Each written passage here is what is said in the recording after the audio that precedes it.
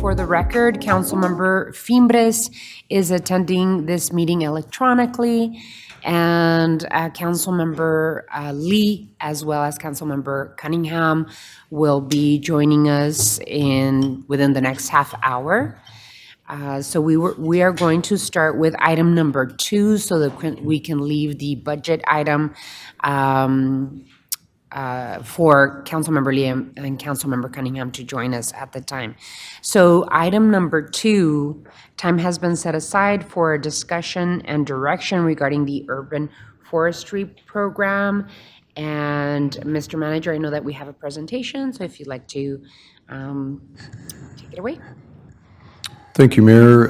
This was a request, I believe, by your office, Mayor, and really opportunity for you all to hear what we're up to with regard to the urban forestry program.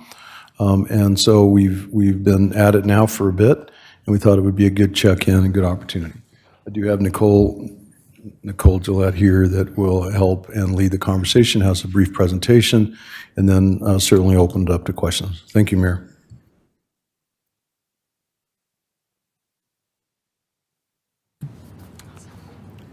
Thank you. Who's clicking? Right there.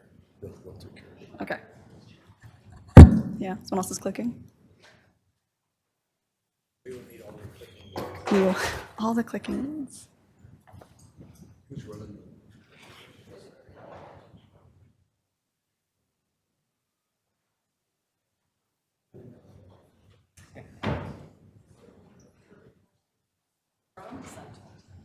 I don't want to give the budget update. This is the first test, Nicole. Yeah.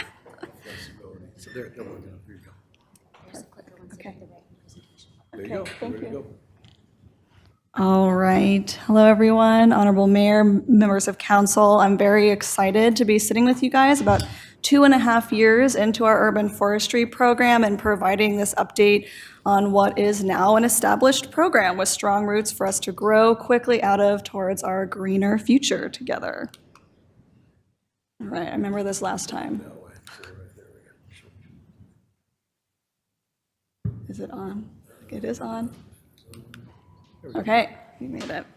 All right, when Mayor and Council started this program, it was with the recognition that trees can act as a critical nature-based solution to climate change.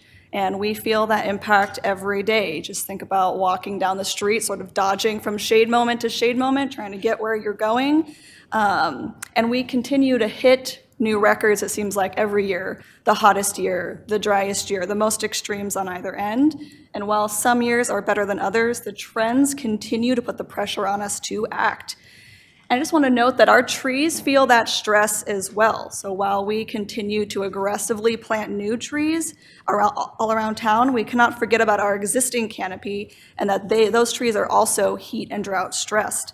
We need to grow a more resilient urban forest, not just for us, but all life in our city. And I just want to remind us about the focus of the urban forestry program and Tucson Million Trees. Tree equity. And tree equity really just means that our most vulnerable populations have access to shade and green space when we all need it the most. Access to shade can mean the difference between surviving and thriving. It can also sometimes mean the difference between life and death. And so one key message here I wanted to highlight, you can see in the presentation, is that the reality is the majority of our residents actually live in high priority planting neighborhoods. This means that these are the neighborhoods with the lowest canopy and the greatest need. And we are playing catch up in all of these neighborhoods. based on historic disinvestment and discrimination, on the climate burden that these neighborhoods already face, and just how long it takes to grow an actual healthy tree. This is all just to say that what we're doing right now is absolutely critical and an investment in our future.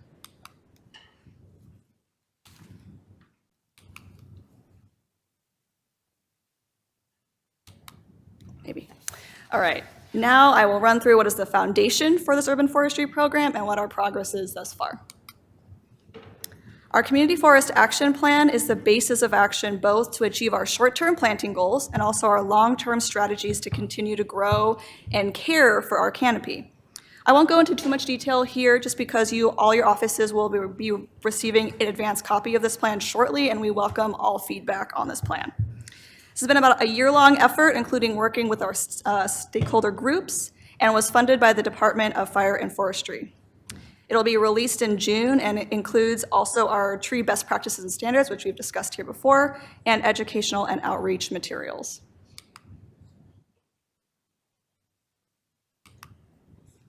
All right, I've been very excited about our tree inventory for over a year now. It's been a long process, but it's happening right now as we speak. I actually ran into someone right outside here, so they're in the downtown area. So if you see someone in a yellow vest and looking suspiciously close to trees, maybe just say hi. The data from this survey will be the baseline for tracking progress across all of our urban forest. And we're about 40% complete. These numbers now are probably even out of date. And the one I wanted to highlight is actually our vacant potential planting sites, because these are just these are going to be the easiest places just to jump right into planting and make a great big impact as soon as this is done. So I'm super excited about that. Education and training is also something we've touched on before, and what I just wanted to mention is that all staff in the city now have the opportunity to take Smartscape. We actually created a condensed version of it so that we could accommodate a wide variety of schedules. And it's not meant to be comprehensive. I just like to say that it makes all of our staff just a little bit dangerous in the field, be able to make informed decisions and also notice when something might be wrong, and also just for us all to get on the same page that every action we take in our landscape, no matter how small, be it one pruning cut here, or maybe seeing a puddle that maybe shouldn't be there. Each of those things is just part of the greater whole that makes our landscape more sustainable. So we'll continue with this work, and the idea is to get to every person who may touch a tree at some point in their job. Partnerships has really been how we've been able to achieve all of our progress so far. We've been able to reach so many more people thanks to the excitement and enthusiasm of the entire Tucson community. From partnerships with the U of A and the Arizona State Forestry to private industry who have really just jumped on board to advance professional tree care, and just community members wanting to learn more and be involved in all of this progress. So this is probably, I would say, the second favorite part of my job, working with all these amazing folks, only second to, of course, sitting under a tree. This year, we recognized 30 years as a Tree City USA, which is a program of the Arbor Day Foundation. And I'll just say, I actually almost didn't include this slide just for the sake of time, but I recalled a conversation with an Arbor Day Foundation representative, and they just mentioned that they couldn't remember the last time a city received so many points in one go for their growth award this year. And that was impactful for me because over these past 2 years, there's been many times where I'm like, why is this taking so long? Why can't we just get this done, right? But this just indicates just how fast we actually have moved to stand up this program and all the accomplishments we've made in these 2 years. We can say for the first time ever so many times now, and I found myself saying that over and over again, and this is really all due to the careful action by mayor and council to establish this program and really considering the future generations while growing our future green city. So thanks to all of you.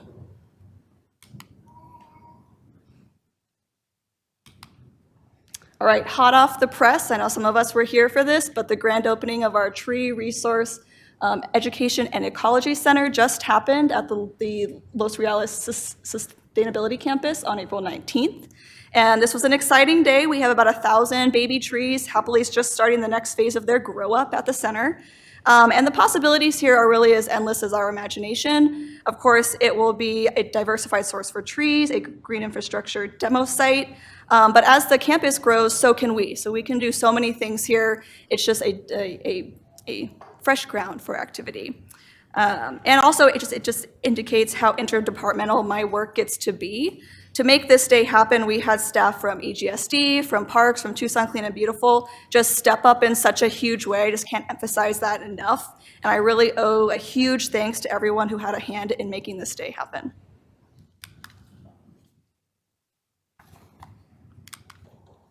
And of course, Tucson Million Trees. I remember, Mayor, you saying at the opening day of the Tree Center just how amazing it can be to watch how fast we can move to get things done when something as exciting as Tucson Million Trees is happening, right? And this is just a data snapshot of the impact we've managed to have in just over 2.5 years and the strong foundation we really have under us now to be able to make even more amazing progress moving forward. So thank you, Mayor, for your incredible leadership on this. And I'll just wrap up with next steps. Of course, we have lots more to do. We will be integrating closely with Tucson Resilient together to think about even bigger picture, having an impact on heat here in our city. We'll be continuing to expand training opportunities. We'll also be, of course, trying to make serious dents in our tree planting goals and reaching tree equity. And of course, we have a long list of to-dos and actions in the plan itself. And just one last thing that's not mentioned on here is I'm sure some of you have heard about the unprecedented levels of federal funding that's coming down through the Inflation Reduction Act, just over $1 billion of investments being made in urban forestry. So we'll, of course, be aggressively applying for that for all of our future work. And with that, that's it. Thank you so much. Really appreciate it, Nicole. And absolutely, I agree with you that we have been moving fast and furiously, very specifically with creating your position, the first time ever in the history of the city of Tucson that we have an urban forestry manager. And that is something that we jumped on as a mayor and council back in 2020. And we moved fast and furiously with making sure that it wasn't just creating your position, but finding you and making sure that this tree inventory was part of what we worked on, because I know that each and every one of us have received either panicked calls from friends or neighbors saying, there's someone cutting off my tree in the park, or, that's something that we have been seeing for years. And so we need to not just train our staff, but also make sure that we're training the contracted employees that do landscaping in the city of Tucson, and making sure that they get the training necessary to know how to really train them how to handle the trees so that they can continue thriving in the city of Tucson. But in just 3 years, we have been able to, through the Million Trees Initiative in partnership with Tucson Clean and Beautiful, Trees for Tucson, and other private partners we have been able to plant or distribute 80,000 trees in over 2,000 heat vulnerable homes with over 7,400 volunteers. I have personally raised over $880,000, mostly from private funding and private partners, for Tucson Million Trees plantings, and to create a youth training program to make sure that we are training the future, paying our youth stipends so that we can continue to collaborate in ways to increase youth's tree and climate leadership in our city. So a lot of really good things that we've been able to do. I was so excited to open up the Tree Center at Los Reales Sustainability Campus, because one of the issues that Tucson Clean and Beautiful, our partners at Tucson Clean and Beautiful, have said is that we are not growing enough trees fast enough. And so by being able to have our own tree center, we continue with reusing mulch in the at Los Reales, and then also grow trees there in a collaborative, interdepartmental way. So I'm really happy about what we've been able to do. So just one question, and I'll open it up for my colleagues on the council. Do we have a plan on training any landscape companies that work for the city of Tucson? Yes, that's a great point. And right now, Smartscape, the whole program is also open to contractors. What I would like to focus on moving forward is, yes, they're able to attend, but can we track and monitor the staff that move through there? We all know that it's a very high turnover industry, so it's something we have to keep tabs on constantly. And it will be what I work into all of our landscaping contracts moving forward as well. So the language will be in there, and we'll have something to hold accountable people for their actions. Excellent. That's a great idea to put it into the, for them to get certain training. How are we protecting mature trees around the community, and how are we dealing with trees that are either infected or dead? What's the action plan for that? Yeah, that was a big component of the action plan, really focusing on our existing canopy and how we're protecting it. It's just, it's so hard to get something back once you remove it, but it's very hard to think proactively about each thing that could possibly impact a tree, right? So there are multiple phases or multiple aspects that are laid out in the plan, including like construction, thinking about how we can protect trees during construction, proactive deep watering when trees need them the most, thinking about our species diversity, which the inventory will be very important because each tree's need is so different depending species to species. So it's a complex issue, and we're trying very hard to tackle that in the plan. Finally, how are we working with cross-departmental, right? I know that at Department of Transportation and Mobility and Parks and Recreation, and there's, other departments that have a role to play in terms of planting trees. How are we keeping track of those trees that are being planted, both on the public sector and on the private sector side? Yes, so we have an internal tree team, and we meet regularly. It was one of the first things we did when we started this program, and we continue to do so. Reporting is always a struggle. We're getting data sources from so many different places, and I'm kind of the clearinghouse for all of that. I'm sure there's a better way to do that. So that's definitely something I'm committed to working on, just being more efficient with our data and actually focusing on the metrics that we want to get out of this.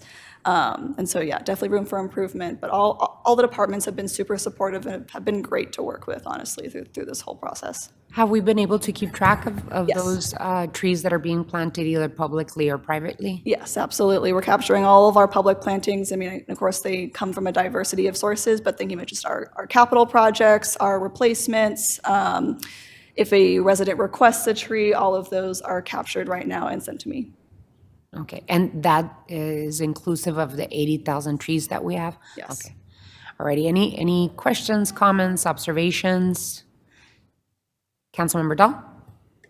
Great program. Thank you, Nicole. And thank you, Mayor, for starting us off. Any others? Alrighty. Good question. Mayor. Councilmember Santa Cruz. Kind of address some of them, but are we having more of an organized approach to working with planning and development services too, as we're thinking about planning for the city? Yes, that's a great question. Just definitely a spot for just tons of opportunity in the future. We currently do capture, of course, all the ones that go into new development through their permits. I have lots of ideas about how that could be done better, and something definitely for further conversation. Okay, and I think as a ward office, we're always interested in supporting and coordinating with neighborhood associations ahead of the next planting season. So any ways that we can collaborate so we can maximize our planting efforts. I really enjoyed this past spring planting trees in National City and in Rose neighborhood. And so thank you, Mayor, for getting us all out there and using our hands. Alrighty, did you want to close with anything, Mr. Manager? Nicole? I'm good. Thank you all. Thank you, Mayor, for the opportunity. Thanks, appreciate it. Good job.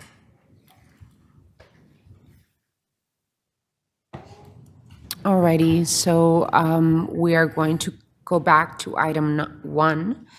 Time has been set aside for a discussion of the city manager's fiscal year 2022-2024 recommended budget. Mr. Manager. Thank you, Mayor, members of the council. So this is another opportunity for you all to provide commentary, feedback, suggestions on the budget.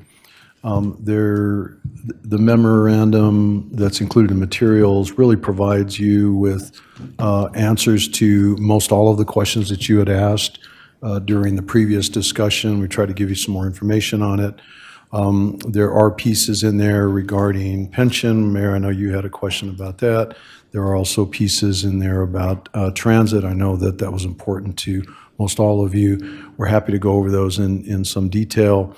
I'm not necessarily looking for any decisions or direction today. Obviously, I always welcome any feedback.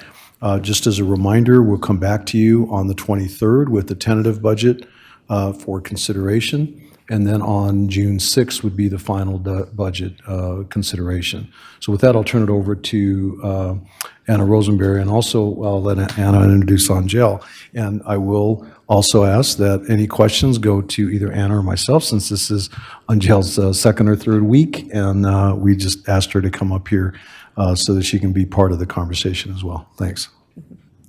Yes, thank you, council members and mayor. This is Angel Ozomalam, our new business services director. I'm very excited to have her sitting here next to me. And I promised her that you would direct all the questions to us so that she didn't get put on the spot being so new. So, as the city manager said, we've got a little bit of information to kind of walk through some of the issues that were outlined in the memo. We wanted to lead off with a discussion. And Anna, before you continue the discussion, I do see on your recommended budget changes, on it you have $250,000 for El Pueblo. Just for the record, I wanted to clarify that it is El Pueblo Child Care Center and the Public Safety Child Care Center that we're in partnership with, and this is basically for tenant improvements and to get the locations ready for those child care centers to open up. So it's both El Pueblo and the Public Safety Child Care Center that we're standing up in partnership with the Eric Hyde Foundation. That's correct, Mayor. That was our intent. Thank you. Thank you. I also want to acknowledge we had Johanna Hernandez, our Deputy Director of Business Services, and our budget guru also join us at the table. I'm thankful that she was able to squeeze in with us. So with that, we'll start walking. The memorandum to you talks about how right now we are in the position we had put forward the recommended budget at our last meeting on May 2nd, and we are looking to solidify that into the tentative budget at our next meeting on the 23rd. And we have talked about a number of changes that take us from that recommended budget into the tentative budget. The $750,000 amount for PEEPS, as well as the $250,000 amount for the child care centers, as the mayor discussed, are what we're recommending incorporating into the tentative budget.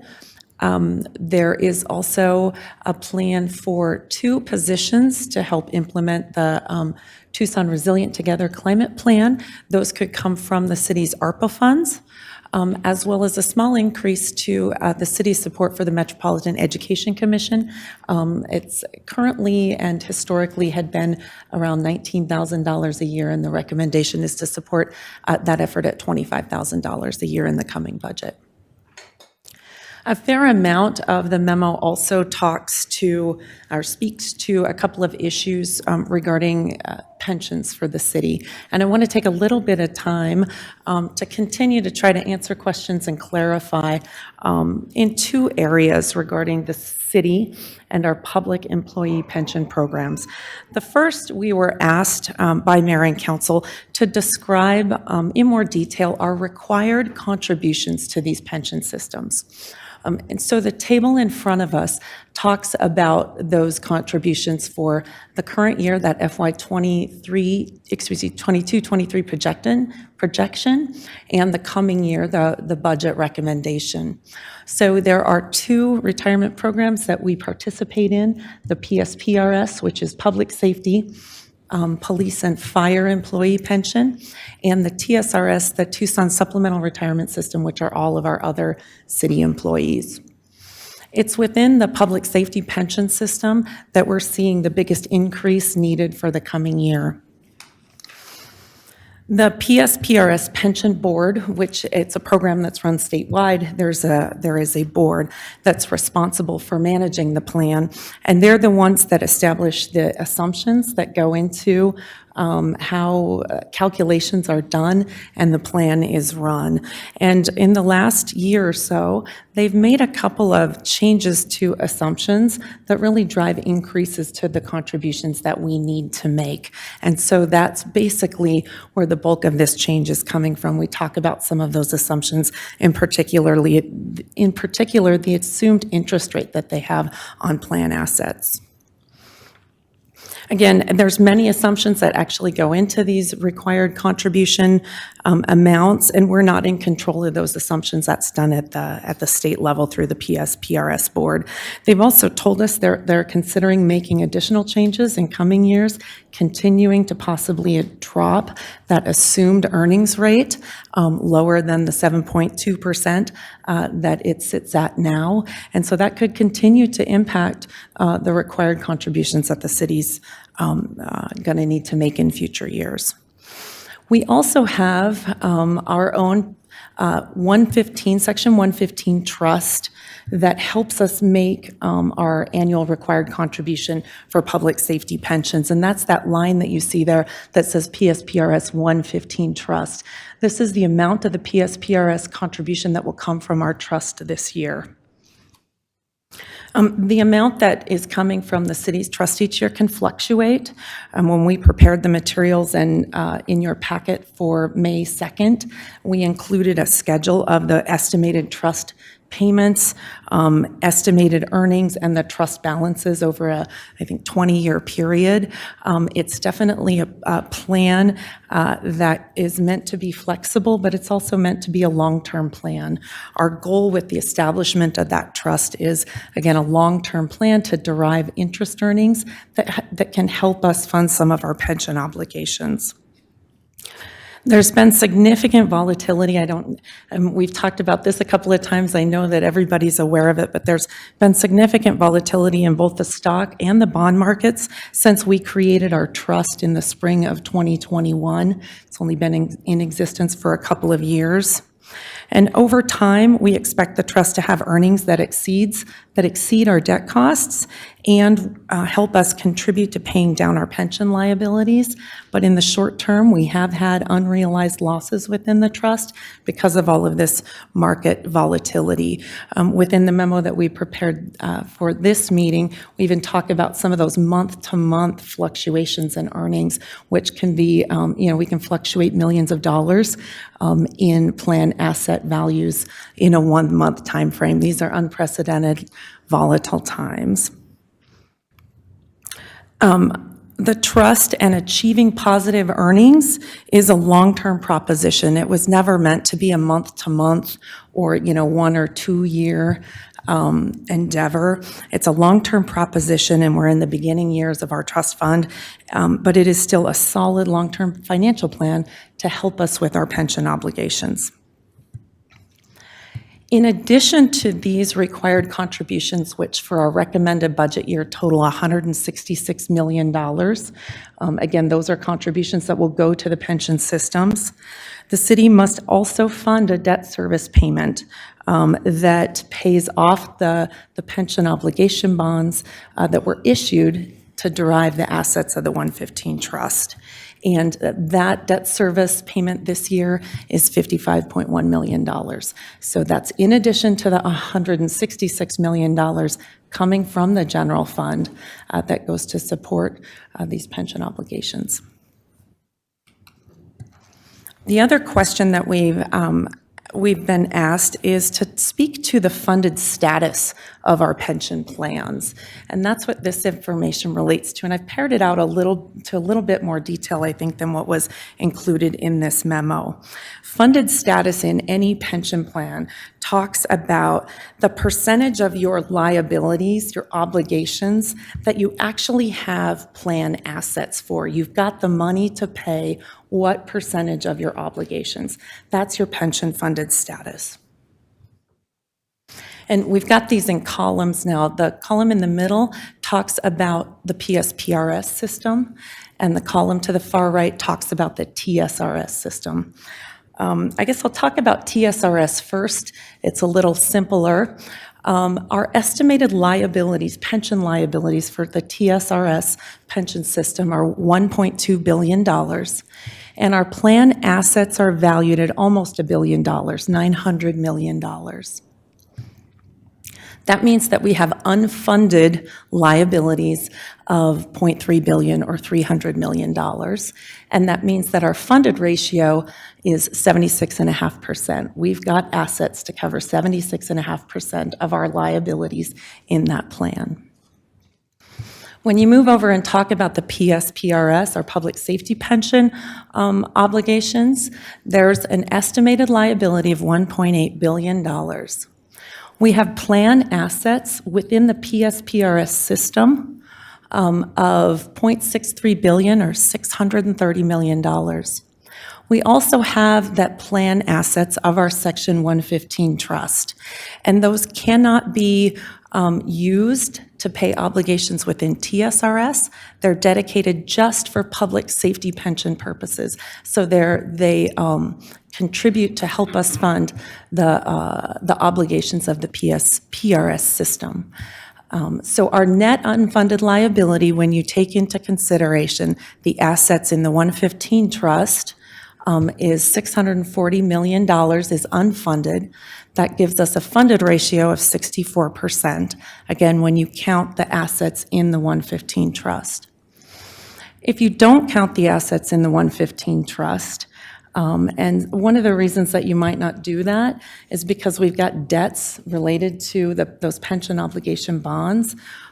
If you just look at the assets within the PSPRS system itself, our funding ratio is actually around 35%. Anna, is that the 35% funded ratio for PSPRS? Is that the same as the state? Because the PSPRS system is a state-managed system, which is different than the TSRS because the TSRS is a City of Tucson managed system. Correct. So is 35% the funded ratio according to the state management? It is, and as a matter of fact, to that point, the estimation of the accrued liability and the value of the plan assets, we rely on the state to provide us those numbers. When they provide that information to us, they'll split it separately into police and fire. Here we've combined them both together and are presenting them as a total.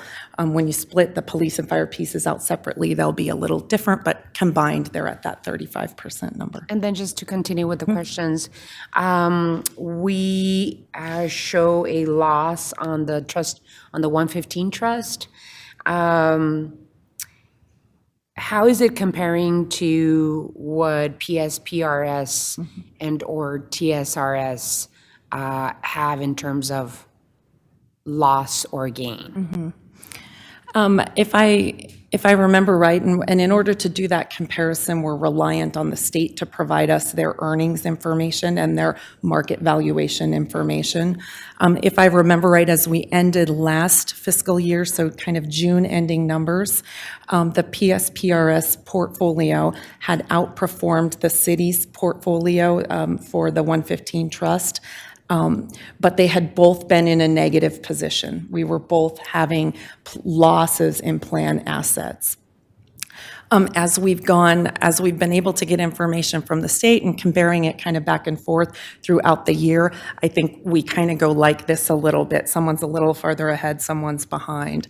One of the difficulties about valuing the plan assets at the state with PSPRS is a significant portion of their plan portfolio is not stocks and bonds. It's, there is a lot of private equity and alternative assets that you can't go out and get a market value for on a daily basis. You're reliant on appraisals and managers at a point in time, and they usually do it, I think, once a year for a June 30 date to give you the value of those plan assets.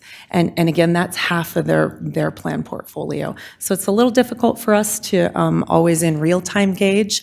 It's not, we're not investing in exactly the same things, but that's where my understanding is where we are with that. So if the 115 trust had losses, did the same thing happen with the TSRS? Yes, I believe so, yeah, yep. Okay. So there was losses at TSRS? Correct.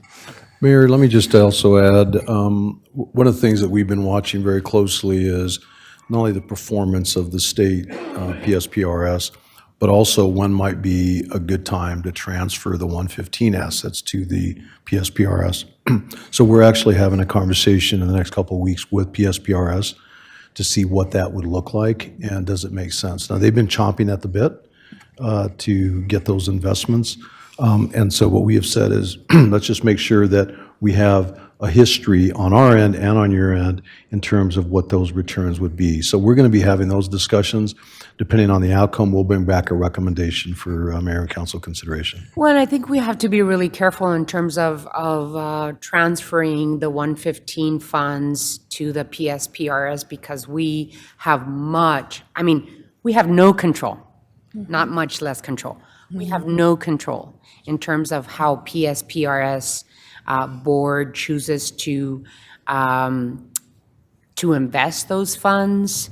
And what I've seen in the history of the 15 years that I've sat here on the council talking about pension systems, the track record that I can remember is that PSPRS pension boards do much worse than TSRS. And so for me, it will have to take some convincing that they could actually do better with our funds than we can. That is just an observation, not direction, but I think that it's good to at least have those conversations with the PSPRS board. But I think that's a decision that we have to make together as mayor and council as we look into the possibility. But I would prefer to have a longer track record to say, okay, they are doing better. They have 5 years, 6 years over us in terms of how their performance is. So just an observation. Go ahead, Anna. Great. Contained within the memo, we also tried to provide you more information about what's in the capital program for this current budget year. So you've got a listing by department of various capital projects. The vast majority of the capital budget is outside of the general fund. We do have one error correction that we need to make on page 3. If you look at the Tucson police details, we reference a project that says Southwest Annex. That should actually say Southeast Annex. Thank you to Councilmember Lee. Where is this, Anna? Page 3 of the memo. Of the investment plan? Of the memo. Oh, of the Yeah, memo, okay. yeah, we had that capital listing. So we've got that corrected in our system, and we'll correct that for documents going forward. So there is a total of $7.9 million in capital projects in the unrestricted general fund programming. That is $5 million for the Tucson House elevator, City Hall elevator, and the Zoo Asia exhibit support. And then again, the vast majority of the capital budget is outside of the general fund and totals slightly over $495 million. That programming funds come from HERF, voter-approved initiatives, RTAs, grants, and other sources. We have included and talked a bit about the investment plan in both the materials that we prepared for you on the 2nd, as well as in the memo right now. We're looking at the investment plan, and we know that we need to proactively address some structural imbalances that we see in the plan in future years. Things are balanced for the current year, but when we really put the current year budget into that model, that 5-year model, with the changes that we expect to see in the income tax area, we ended up with a large negative balance. Included in the materials today is really a working document with some changes in red to illustrate, that those are those levers that we're moving. If we make reductions in investment plan areas, specifically the areas that are not tied to the truth in taxation commitments, we can, end with more of a positive balance. I think we need to do some more work on this, and we can bring you back an even better proposal on the 23rd that will have that ending balance closer to around the $10 million mark. Right now, we've made cuts such that there's about $51 million sitting there, but you can see that we've made some pretty big cuts in certain areas. Oh, what did I do? I don't know what I did. The other item that's contained in your materials for this week is some information from the Office of Equity on the equity budget analysis. I just wanted to speak to that for a moment. For the second time, most departments have used this tool, and you've got information about key findings for departments related to equity. The Office of Equity will come back later in the year with more of a detailed study to give more results related to that equity budget tool. Our next steps, as I think referred to many times already, is to come back with a public hearing on the recommended budget and presentation of that tentative budget on May 23rd. And then on June 6th, we plan a public hearing on the tentative budget and that special meeting on the final budget adoption. So with that, we've got a lot of directors here, and I'll turn it back over to the city manager. Thank you, Anna, and appreciate the overview. Mayor, what I thought I'd do, and I know we have an item on the agenda, and by the way, thanks to Councilmember Lee for pointing out that typo on the southwest versus southeast annex for the police department. Appreciate you doing that. So I did give you a recommendation or a suggestion on the fare free transit, and I know that's an agenda item that you all can discuss here in a bit, but I wanted to outline for you the thoughts with regard to the budget and what I included in the materials. So my thought is to take a $1 surcharge that we are already charging, which generates about $2 million annually, and allocating those dollars towards transit. So that's the first line there. Our partnership with TMC, you approved an access agreement. You remember the discussion there. There's a net value of that of about $790,000. And so my suggestion is we put those dollars into this effort as well. TMC has agreed to participate. They are specific in where they can fund these types of improvements, these types of services, so we will be working with them to make sure those dollars are put forth. I'd also briefed you on some Suntran efficiencies, totaling at about $710,000. Again, I'm looking at that as a way of adding to this conversation. Since our meeting, I have had conversation with Visit Tucson as a partner. Their agreement is up for renewal in July, so you'll be seeing that probably at the June meeting. In my discussions with Mr. Garcia, he suggested that maybe there's a formula change which could free up some money that currently is going towards Visit Tucson for this effort. At this point, my estimate's about $614,000. If I'm that close, I guess I know more than it's an estimate. He actually ran the numbers for me. So we're still a little short from the overall nugget that we'll need in order for us to have the first 6 months, and I'll get to that in a minute. And so my suggestion is to take just shy of $500,000 from the transit capital piece in the investment plan and put it towards this effort. Now, my thought is this, the budget, although for a fiscal year, is I've given you a path forward on how to fund the transit for the next 6 months. I know there's been a lot of conversation. I've had conversation with several of you to say, look, why can't we just make it a year if we're going to do it? Because quite frankly, that's the best I could do right this minute, given all of the constraints that we have. But it also gives us the space to have the ongoing conversations with some of our partners, and we've gone over that last time. And so again, my strategy and my hope is that we're having a similar conversation, but a longer-term conversation in the November, December timeframe at the very latest.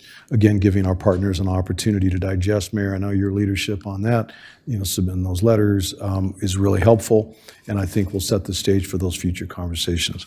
Last thing I wanted to do is go back to the pension costs just for a minute. I know that's been an ongoing discussion.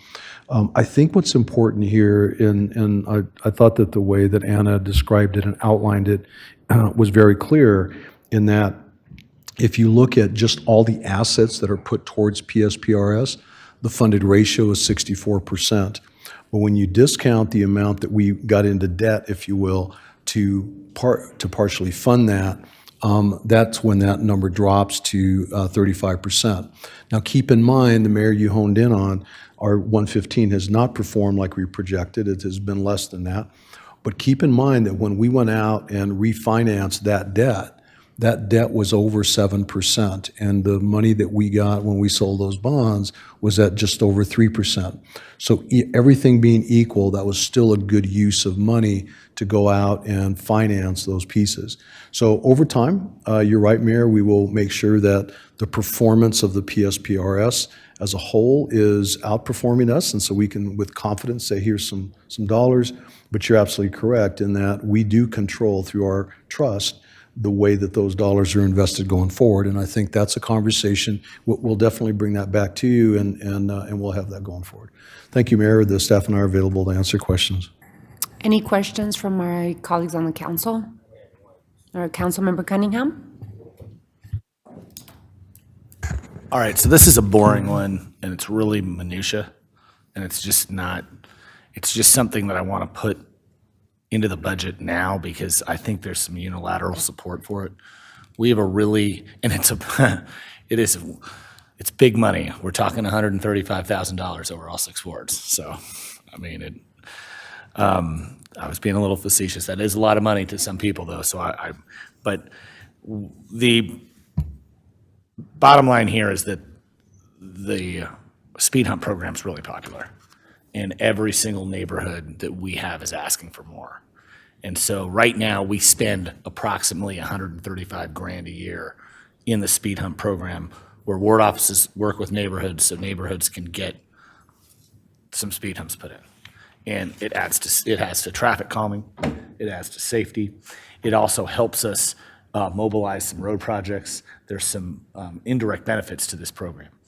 I thought we'd double it. I thought we could afford to double it and put another 135 into it. And that way, instead of only 5 speed humps a year, you can go to 10 speed humps a year. I know for a fact that you are subsidizing neighborhood speed humps. You are subsidizing neighborhood speed humps. You are subsidizing neighborhood speed humps. So I'm kind of saying instead of having the offices just subsidizing neighborhood speed humps out of their office budgets, we might as well just make it official. So that's my one ask today. There's so many moving parts in this budget when we're using some of that one-time money to balance. It's a practice that I'm not used to because we've never had a fund balance like this before. So I'm sitting there going, well, wait a minute, we can't use one-time money for that. And you have to rethink how you're thinking about budgets in this cycle. It's actually been somewhat of a learning experience. That being said, on a very kind of, I know this isn't a big deal, but it really should be, I'd really like to ask my colleagues to see if they'd want to double the speed hump budget next year for the wards. And I just want to, I don't know if do you need a motion or can we just do that with direction? I think the way that we've gotten to that place is just giving feedback and input to the city manager, and then he reflects it on the appropriate departmental budget line. But I agree with you. I think that community, I've been out and about in a community now that we can be out and about in the community, and people want some residential not only road repair, but also safety. And so that program, oh my goodness, has been so popular in terms of the speed humps and traffic mitigation in neighborhoods. And I don't think it's just speed humps, it's like chicanes and other methods of pacifying traffic going through neighborhoods. So absolutely agree, and I think that duly noted by the city manager, correct? Mayor, not only is it duly noted, but Councilmember Santa Cruz, there is a neighborhood on the west side that would appreciate some speed humps there. So here's what I'll do is I'll take your feedback because I don't know that we need to add additional dollars. What I'll look at is our current fund balance in HERF. I'll look at our current fund balance in the general fund and get you to where you want to go. But let me just think on how to do it. It's clear, and by the way, I think there's absolute support. The biggest issue that we've had in the past is our capacity to pull it off. And so I just got to double check that to make sure that we do have the capacity to get you, to 10 as opposed to 5. And so I'm happy to bring back a recommendation at the next meeting. Thank you, Mayor. Any others? Councilmember Santa Cruz? All right, so similarly, I have a couple just, questions too. We'll have Councilmember Santa Cruz, and then we'll go to you, Councilmember Fimbres. Thank you, Madam Mayor. thank you. Similarly, my comments are that we, Ward 1 and Ward 5 got this Accelerated Mobility Playbook grant, and the preliminary report shows that we're missing opportunities to streamline our transportation network and fully benefit from the funding that we have available from Prop 407 and 411. And so like in one neighborhood, there may be projects for complete streets, storm to shade, Prop 407, parks connections, Prop 411 road repairs, all with separate outreach and feedback systems on different timelines and with different project managers. And so we're gonna need to think about how we have somebody coordinating all these different pieces to maximize our work. I think we're underinvesting in communications about project timelines and goals with our neighborhoods. And with the history of mistrust, we need to revise, these processes to create a more authentic community engagement and partnerships. The other piece that we have been hearing a lot, we have, we invest in a lot of our senior programs, but one thing that comes to our office time and time again is from seniors needing assistance with landscaping, and we're getting more and more requests because our elders are getting cited by code enforcement, but they don't have the physical or financial ability to address the issue. So can we think about programs to prop up either small businesses or nonprofits to provide that assistance for our seniors? Aside from even our code enforcement, if they live in a community like Midville Park that has an HOA, they're getting letters that way. The other piece is, continuing to support our community safety, health, and wellness. I know, Mayor, you've been doing work on making sure that we're diverting calls from high utilizers to more sustainable resources, and then diverting calls to our 311 system as well. So I know that that's ongoing work, and it takes a while to get that off the ground. And then finally, just our youth employment program.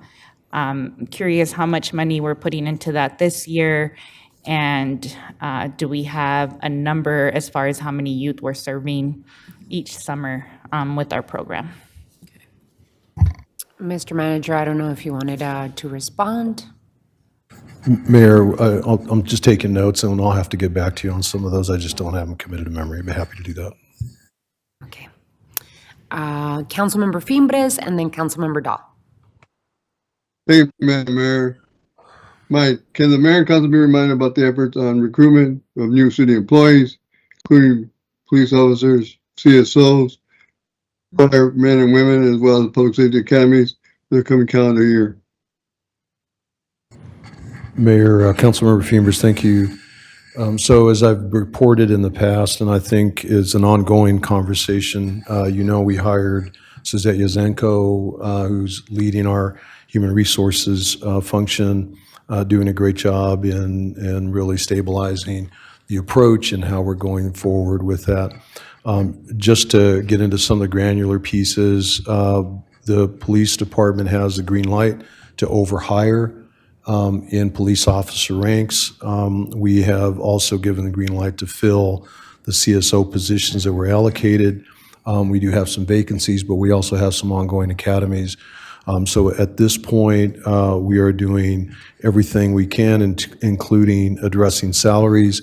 The budget does include a 3% across the board adjustment for all employees and an additional 2% for sworn officers, sergeants, and line officers. So I think we've got a pretty good game plan. I do expect that there is an opportunity for us to give you further updates on staffing. If you recall, that was part of the discussion as a part of the retreat.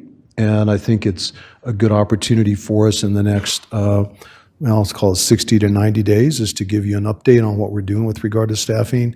And maybe there's a conversation there that can lead towards not only some of the granular discussion on recruitments, but also having a discussion around where we're headed from a culture standpoint and moving the conversation forward. So we will be chatting about that here coming in the next probably 90 days. Thank you, Councilmember.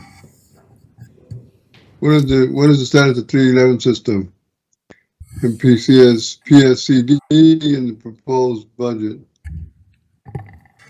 Mike. Sure, Mayor, Councilmember Fimbres. So we are currently working on our transition and establishment of the 311 system from the public safety communications or the 911 system. Jeff Kuhn has been tapped under Sharon McDonough's leadership to really go forward with that effort. I will tell you that we have organized ourselves internally at this point. All of the departments have been sitting at the table, and the intent, much like what Councilmember Santa Cruz mentioned with regard to community safety, health, and wellness program, is to take as many non-emergent calls out of the 911 system. The 311 system is intended to do that. I'm very excited about that. We have had some launches already in terms of how we're going to organize ourselves. We will keep you posted as we make progress and when it's officially online and ready to go. Thank you. My last question is, can the mayor and council be reminded of what the public utility tax goes for in city operations? What it comes up with annually? The amount. Yes, Mayor, Councilmember Fimbres. So the public utility tax goes straight to the general fund that is used for general operations.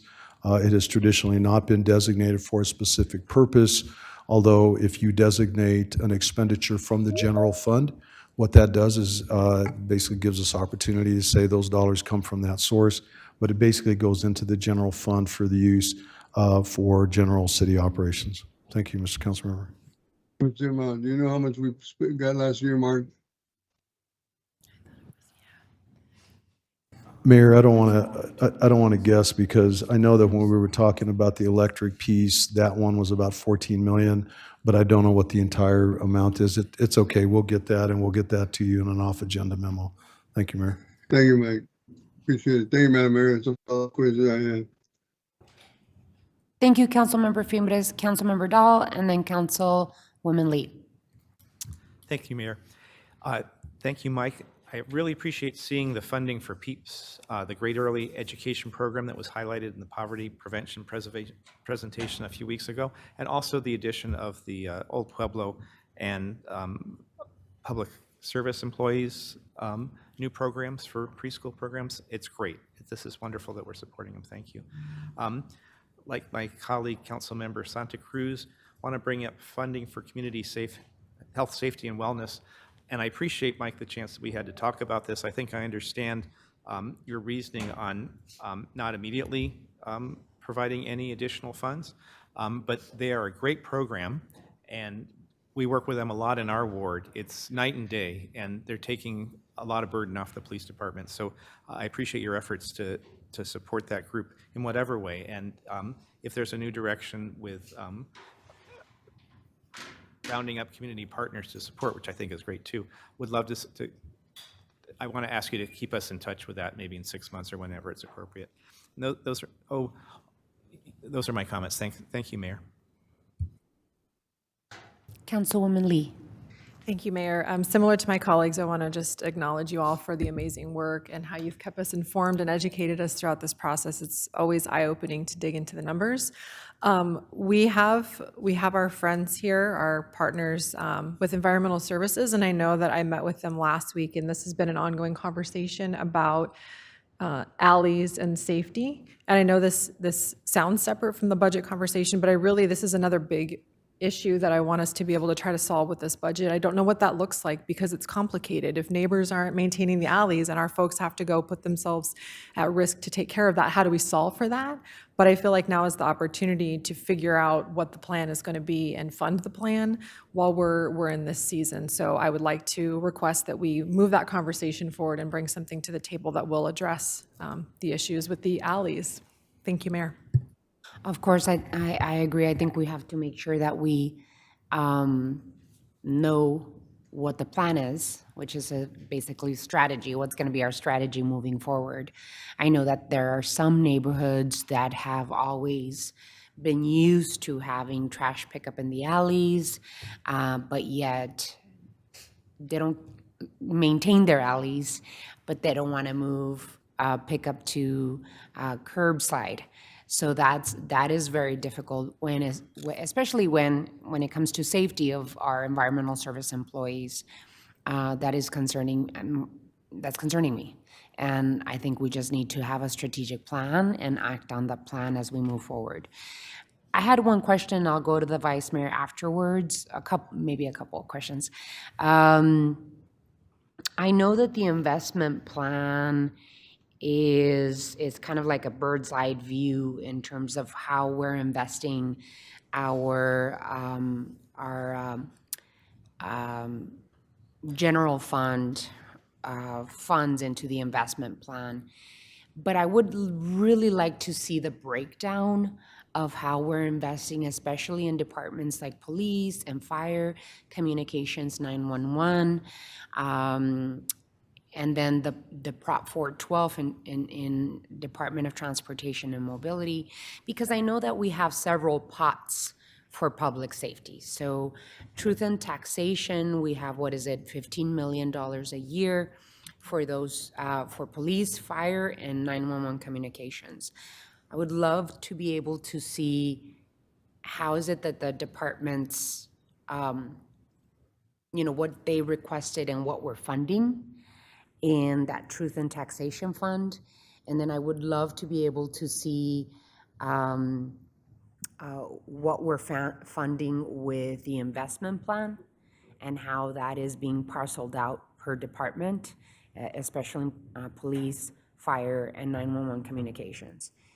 And finally, in transportation and mobility, one of the things that we also hear a lot about when we're out and about is investment in our roads. And we do have Proposition 411 that we're putting to work. And I know that next meeting, we're going to have an update on Prop 411 and the condition of our roads and the Collector Street program that we're running. I think that it's really important that Department of Transportation and Mobility also describe to us how much funds they use for maintenance of our roads. And that could be that piece of the puzzle where you were talking, Councilmember Cunningham, which is how much money are we putting also into traffic mitigation strategies in our neighborhoods.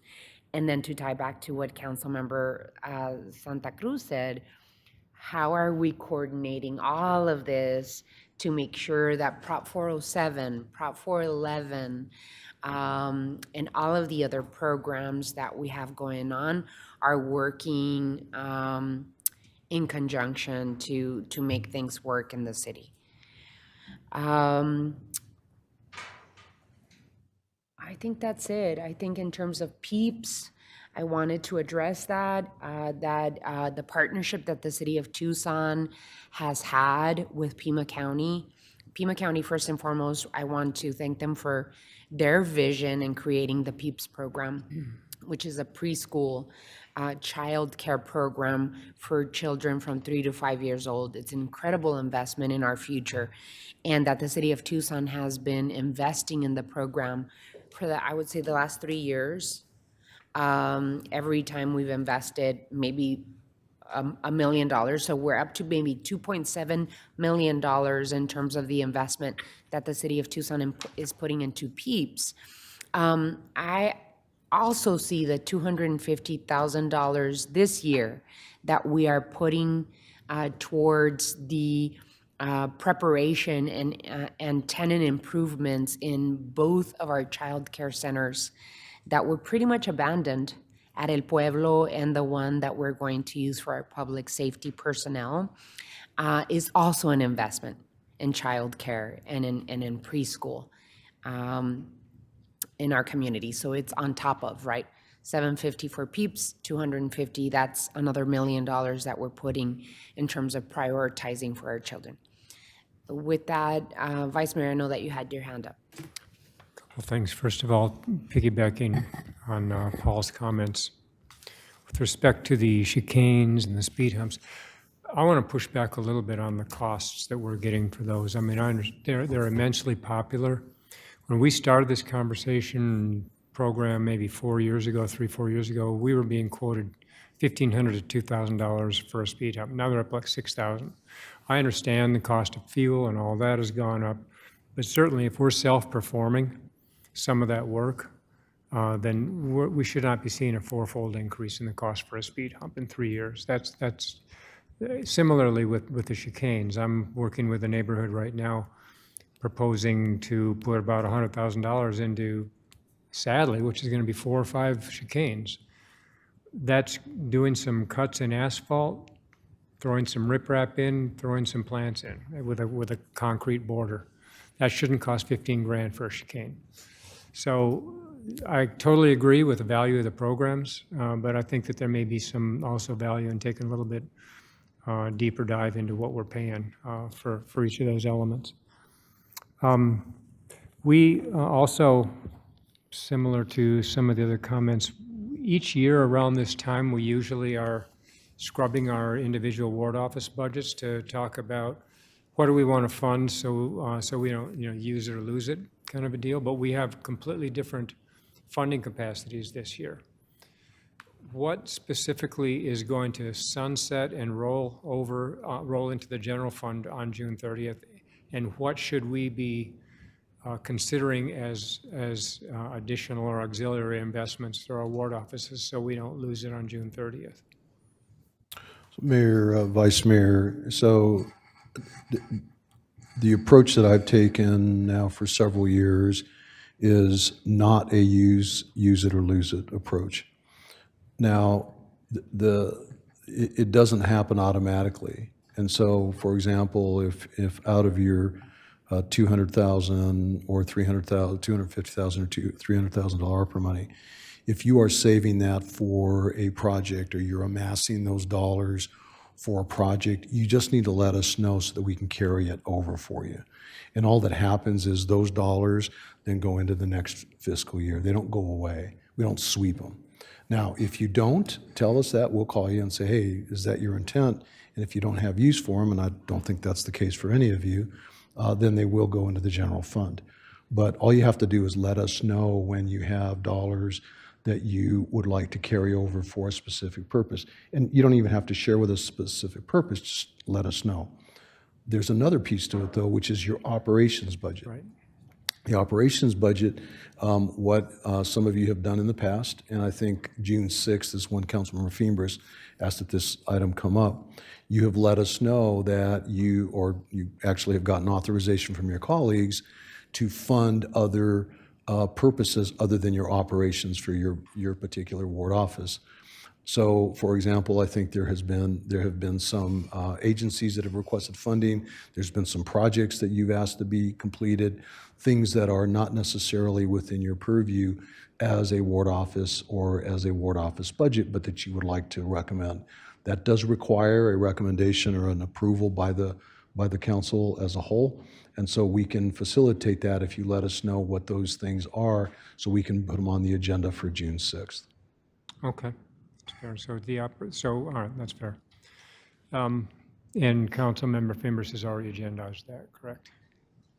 Yes, Mayor, that's a great point. Councilmember Fimbres at the Agenda Committee, his office asked for that, and I would just suggest to all of you, if there are specific things that you would like to fund before the end of the fiscal year that are not part of your operations budget, that you let us know so that we can include that in that authorization, and we'll help you with the language. We just need to know the numbers, and we need to know the, the direction, if you will, for that funding. Okay. Thank you. We did a survey through the ward office and roughly 2,000 responses, lots of interest. And by far the top category was funding for police, fire, and 911.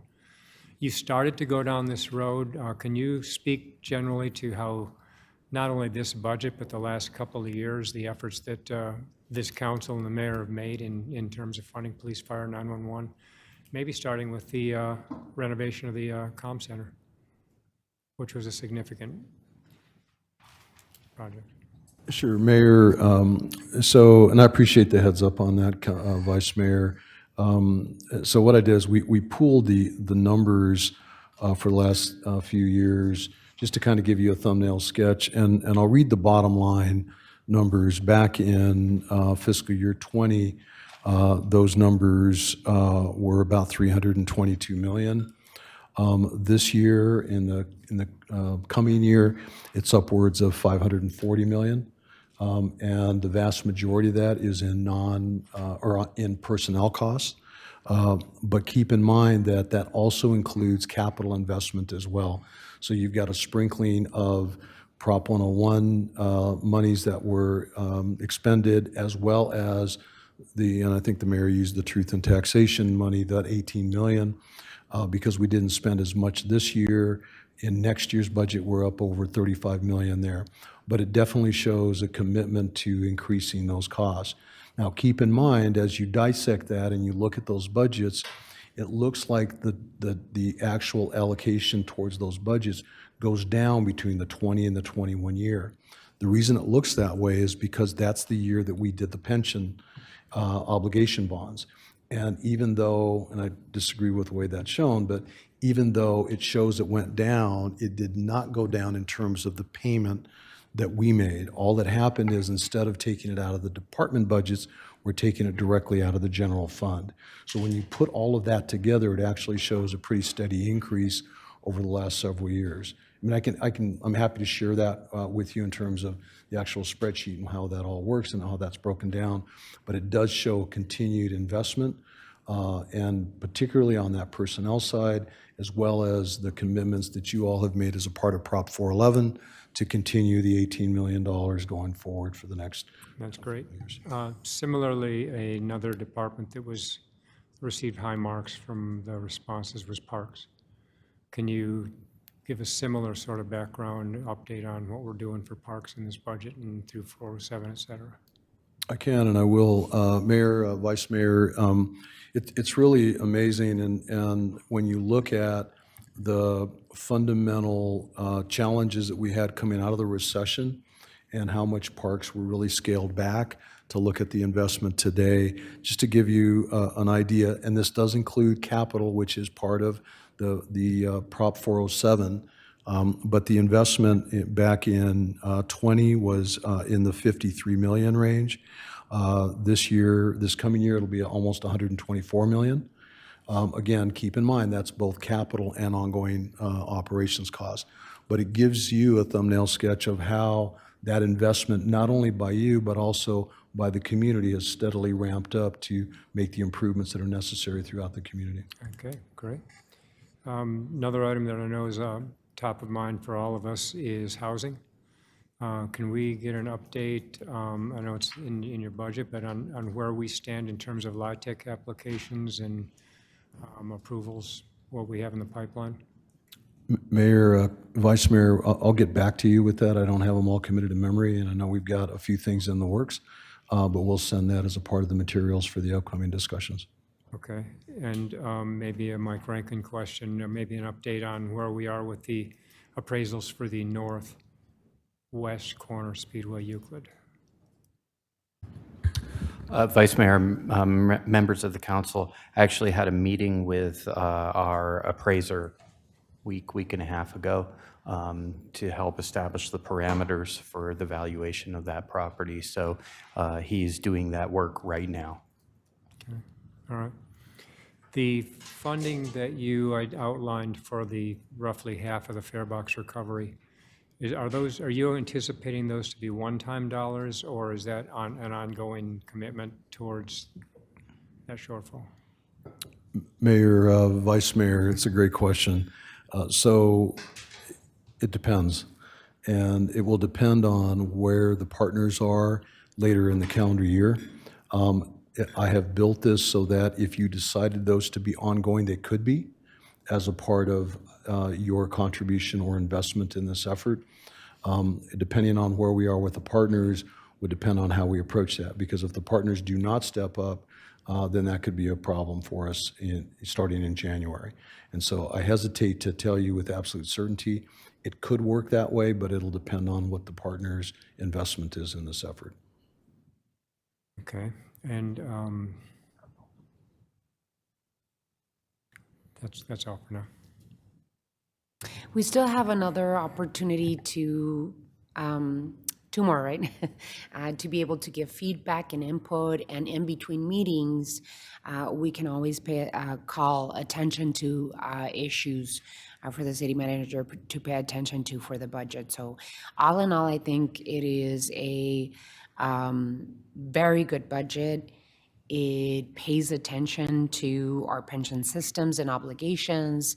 It pays attention to capital improvements in the city of Tucson and the millions of dollars we are putting into our infrastructure, our parks, our public safety, and also our people through 311 and community safety, health, and wellness. It's really, really thoughtful. And I appreciate everyone thinking that's working on this, Mr. Manager, and your team, Anna. Really appreciate the really highlighting and moving in the priorities that this mayor and council have given direction on. Joanna, thank you so much for joining us at the table. And Angelique, thank you so much for working with us. Hopefully we haven't buried you in work, but you came in budgeting season, so what can I say? Thank you all for the presentation. We do have to move on to the following item, and what I want to do is I'd like to move on item 5, which is the missing and murdered Indigenous women and girls and people. This item, we do have presenters here with us, and I'd like to make sure that we give them an opportunity so they don't have to wait for other items. Councilmember Santa Cruz and I have requested time be set aside for a discussion and presentation on forming a missing and murdered Indigenous women and girls and missing and murdered Indigenous people task force in collaboration and partnership with Pima County.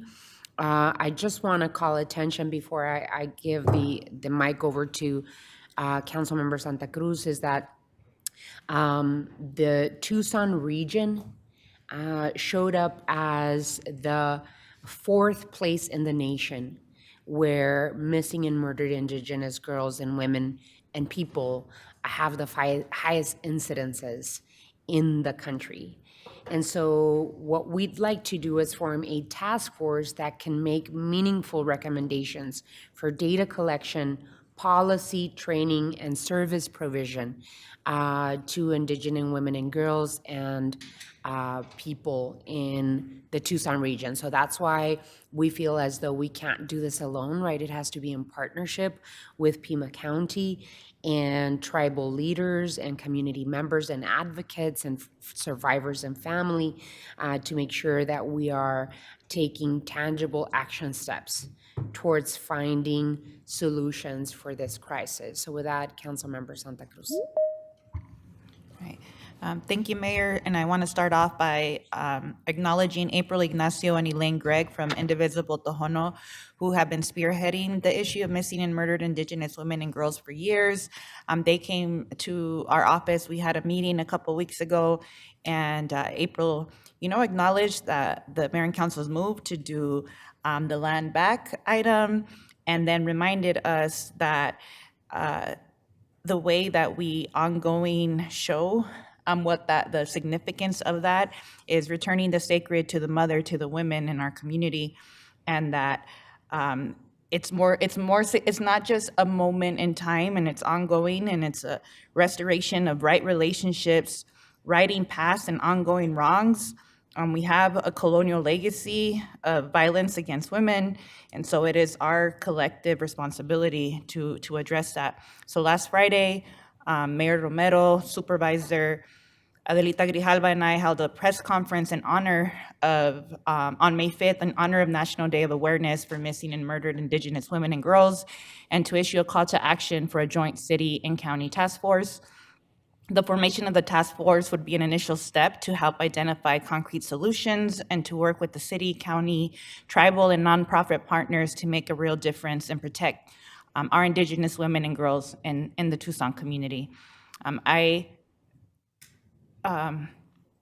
think it's also, building on the work that's been happening at the state level, including the Arizona House Ad Hoc Committee on Missing and Murdered Indigenous Peoples, the Governor Hobbs' Arizona State Missing and Murdered Indigenous Peoples Task Force, and a division from the Arizona Attorney General Chris May's office that is dedicated to missing and murdered Indigenous peoples. And so now it's our turn, Tucson and Pima County, to take swift and urgent action to address the crisis within our region, which, as you mentioned, Mayor, is one of the highest amount of missing, murdered Indigenous women and girls and people cases in the country.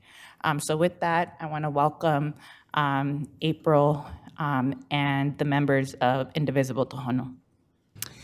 Councilmember, I know that you, April, I know that you all have a video too. I don't know if you want to play the video first, and then you can come up and, is that okay? Alrighty. See if we're queued.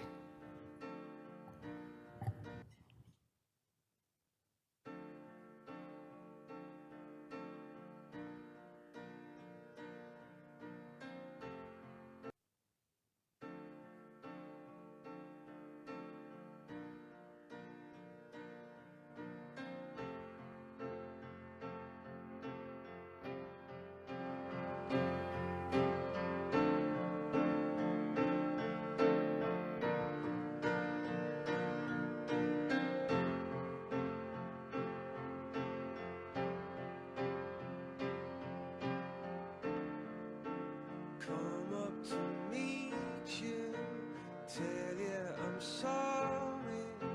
You don't know how lovely you are.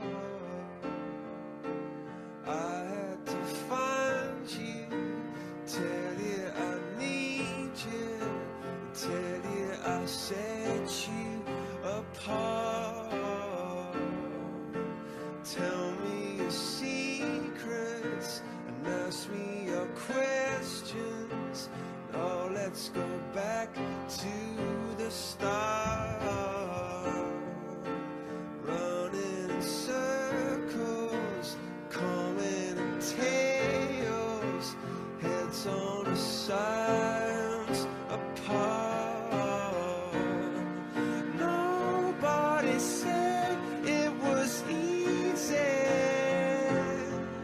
It's such a shame for us to part.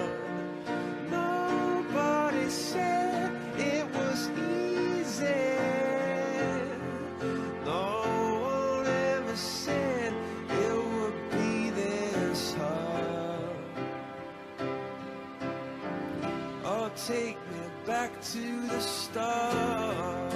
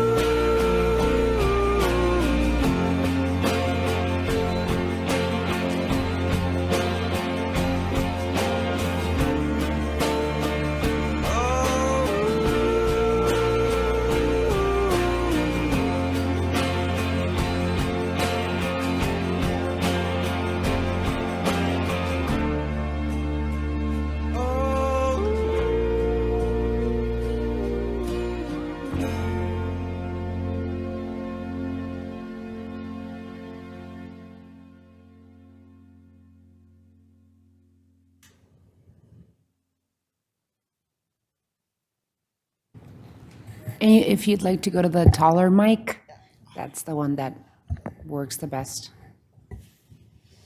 Good afternoon, everyone. I just want to share a few words. I want to thank you all for having us. The little girl up there, Ria Dene Almeida, that was killed in 2009, was my daughter. It's taken almost 9 years for me to speak about her death. And going through Facebook, I initially seen Indivisible Tahana trying to make change for our community. And at the time, I was off the reservation. We lived in Ajo. And something hit me. I suddenly felt this urge and this calling to speak about my daughter and to speak about this grief that our families, our communities just kind of sweep under the rug. And it's too painful, and we don't address these issues. And it happens everywhere. But I think for Indigenous, it doesn't get addressed because we feel there's no hope.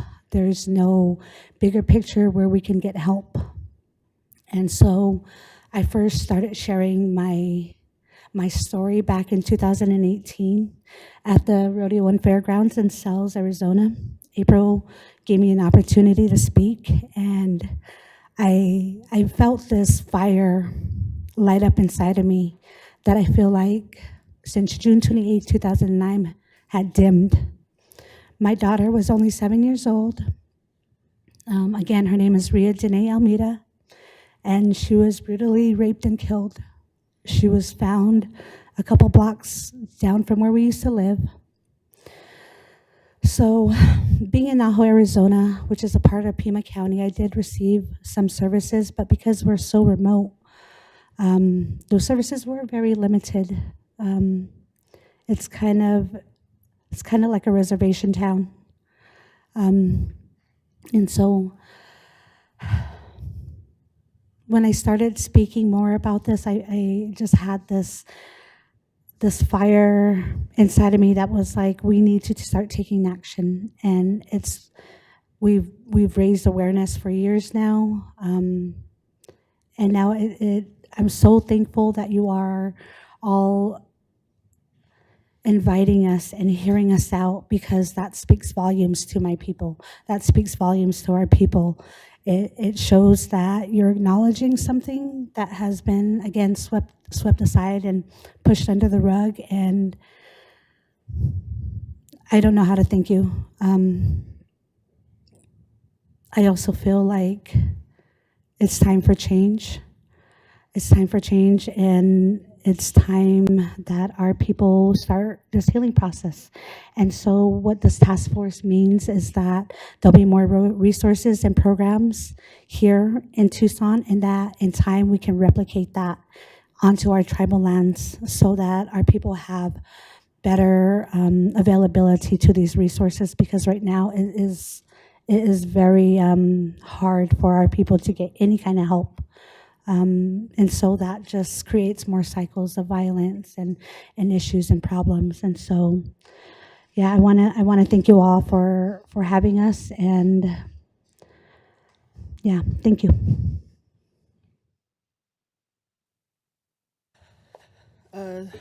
Skikdash City Council, Mayor Rahina Romero.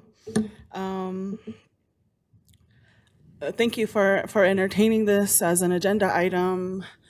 Sa sapantat, mamtawasik stada panchik April Ignacio, Gamshkuruawasik, Jik Danatam Nation, Amjit. I just have a few things that I sort of want to touch on before you begin your discussion on this particular item. I'm a citizen of the Thanatam Nation. That's where I live. I'm a lone parent to 6 children, 2 girls and 4 boys, and I'm the co-founder of Indivisible Thano. And we make it our business to be in spaces where we are not represented. There are 9 of us total. We provide education through civic engagement to members of our nation. Our philosophy is voting is the least you can do to be civically engaged. We also love to remind our elected officials and our leaders that we are still here, and we are their constituents, and we are still here. Most of us here have an understanding of missing and murdered Indigenous women and girls as a social movement that brings awareness to lives being lost by violence. Most notably, this movement began in Canada among First Nations communities, and small increments of education began to trickle down to the United States as women connected the dots in their own communities. This is how I started my work on the Tanatam Nation, connecting the dots to honor the lives of women and girls who had lost their lives to violence. In the last 5 years, I've conducted 43 interviews with families, mothers, daughters, sisters, aunts, who had either gone missing or lost their lives. The idea was to acknowledge the missing and murdered Indigenous women and girls in my community, to bring awareness for the larger community to see how we've been unknowingly impacted. I was met with long talks over coffee and cigarettes, a lot of tears, a lot of thank yous, and some pushback. Some of that pushback came from the leaders in our community who were afraid of how it would look to the outside. I also received pushback from programs who felt threatened by my questions, or that people would begin to question the adequacy of their services. The movement of missing and murdered Indigenous women and girls is becoming more known across the country with the help of social media. There are many layers and jurisdictional laws that are outdated, and the lack of resources, including access to Amber Alerts and 911, are all factors in rural and reservation areas where Native women are being murdered at a rate 10 times higher than the national average. Most times it feels like no one outside of our own communities is paying attention, or no one is connecting those dots. The idea to honor women and girls in my community began to snowball into an unintended research project. As one interview would end, another one would begin by referral. Families began to confide in me, and the interviews became heavier and harder to conduct as the numbers for missing, murdered began to increase with no end in sight. My brother and I were talking a couple of months ago about how when we were little, we were always scared. We were scared to go home, and we bonded by that fear. Now as an adult, I realize all the violence we witnessed or heard throughout our house, sometimes being dragged from our sleep, and how we noticed the walls had been punched in. There were times in my childhood I remember trying to send my mother telepathic messages. And then one day he left. We were a little older, maybe 6 or 7, but what I do remember then was our mom seemed to have to work harder and longer hours. My brother often reminds me of when we would steal food from school, or the times we were mixing water with just a little bit of milk to carry us through Saturday morning cartoons.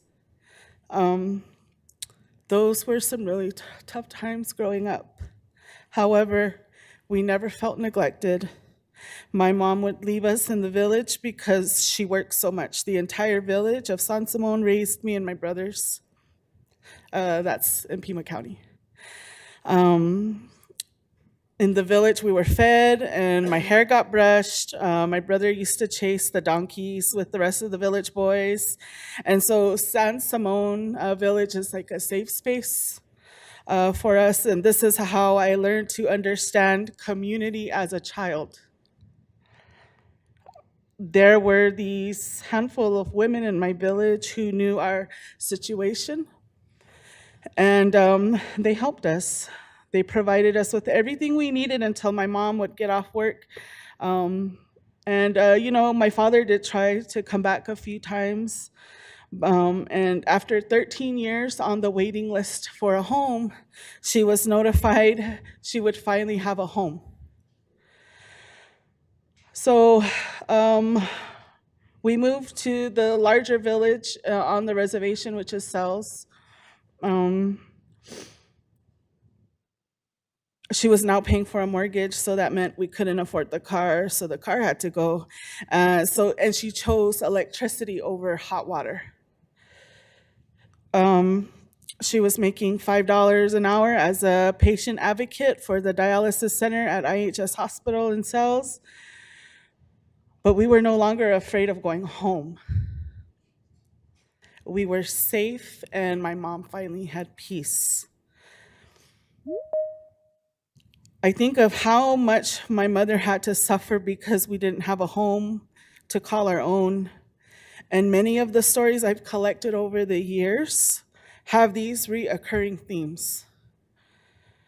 Chief Judge Harvey in 2018 stated that 90% of the court cases seen on the Thanatam Nation judicial courts are domestic violence cases. I was collecting data in my own community, curating public spaces to showcase artwork. I was inspired by a Metis artist, Jamie Black, who hung red dresses in public spaces to create a dialogue of missing and murdered women in Canada.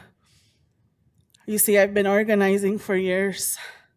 Basketball tournaments, women's traditional stickball tournaments, bingo nights, volleyball tournaments. So reaching back to my familiar community of athletes of our Lokataka teams to provide our arena with red dress to symbolize the 28 women at that time had been counted in my research.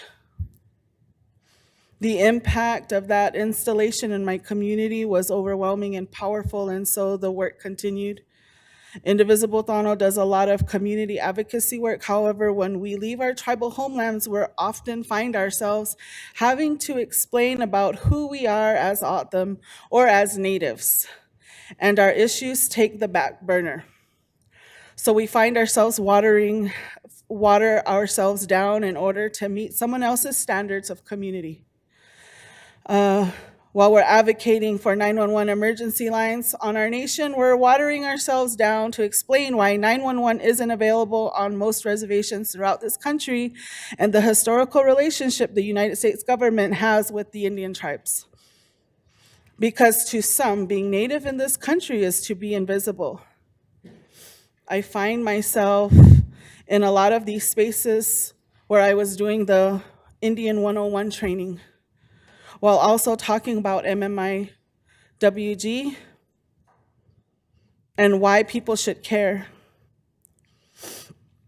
And so to have this platform today to be able to share the short video, my friend Elaine talk about, losing her daughter and carrying these stories with me forward.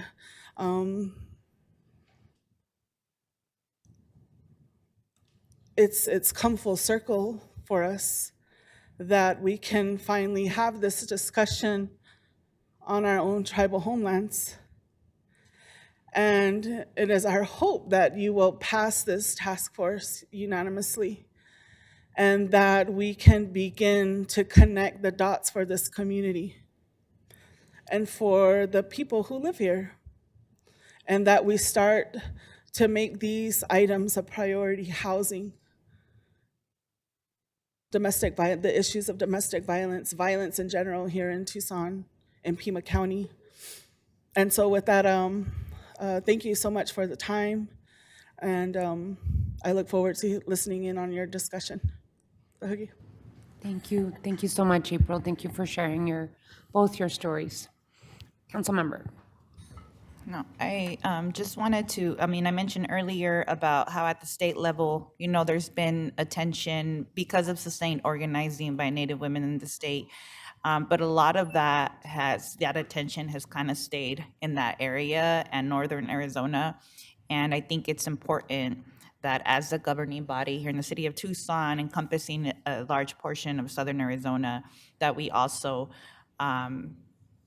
heed the cry of ending domestic violence, ending sexual violence towards our Indigenous sisters, our relatives.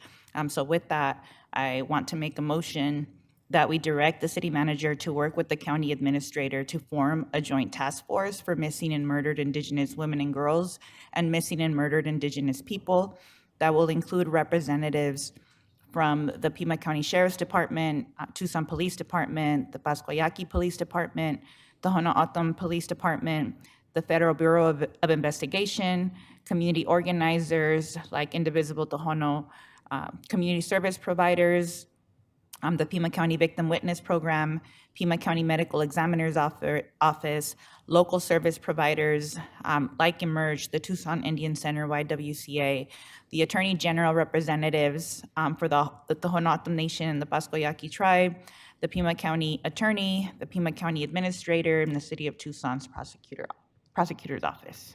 Second. There's a motion and a second. Any further discussion? Councilmember Cunningham? A few things. And when Miss Warren walked 2,000 miles, a lot of people who were never, I was never in tune to this until she did that. And it was an amazing, kind of a cathartic thing. And it's good that we're going to have this task force. The one thing I want to do right away, though, is talk to the chief about our data. It's really concerning for me from the video, the kind of the underreporting we are. And I think that's one of the biggest things this task force should have to do right away. Other than that, I don't have any direct experience to understand. I just can stand and say, how can I help? So that's all I'm gonna do. But that's kind of my input for this. I do drive through San Simon pretty often, and it's been built up over the last few years. I think it's a very special place, especially with the advancements they've made at their high school. So thank you for coming today. Councilman Lee? Mayor, I just wanted to thank you and Councilmember Santa Cruz and for you all for coming and sharing your stories with me. I know that was not easy, but I wanted to thank you both for giving us the opportunity to get behind this really important work. Any others? Alrighty. Well, we have a motion and a second. If there's no further discussion, all those in favor of the motion signify by saying aye. Aye. Aye. Aye. Any against? Motion carries. Thank you so much for coming to us.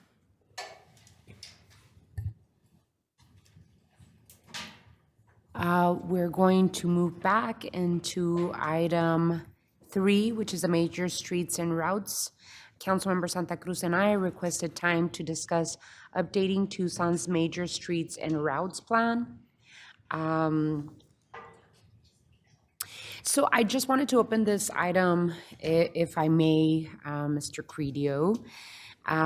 Many of our recent plans and policy documents explicitly call for a comprehensive update to the major streets and routes plan, including the complete streets policy, Move Tucson, and Tucson Resilient Together Climate Action and Adaptation Plan.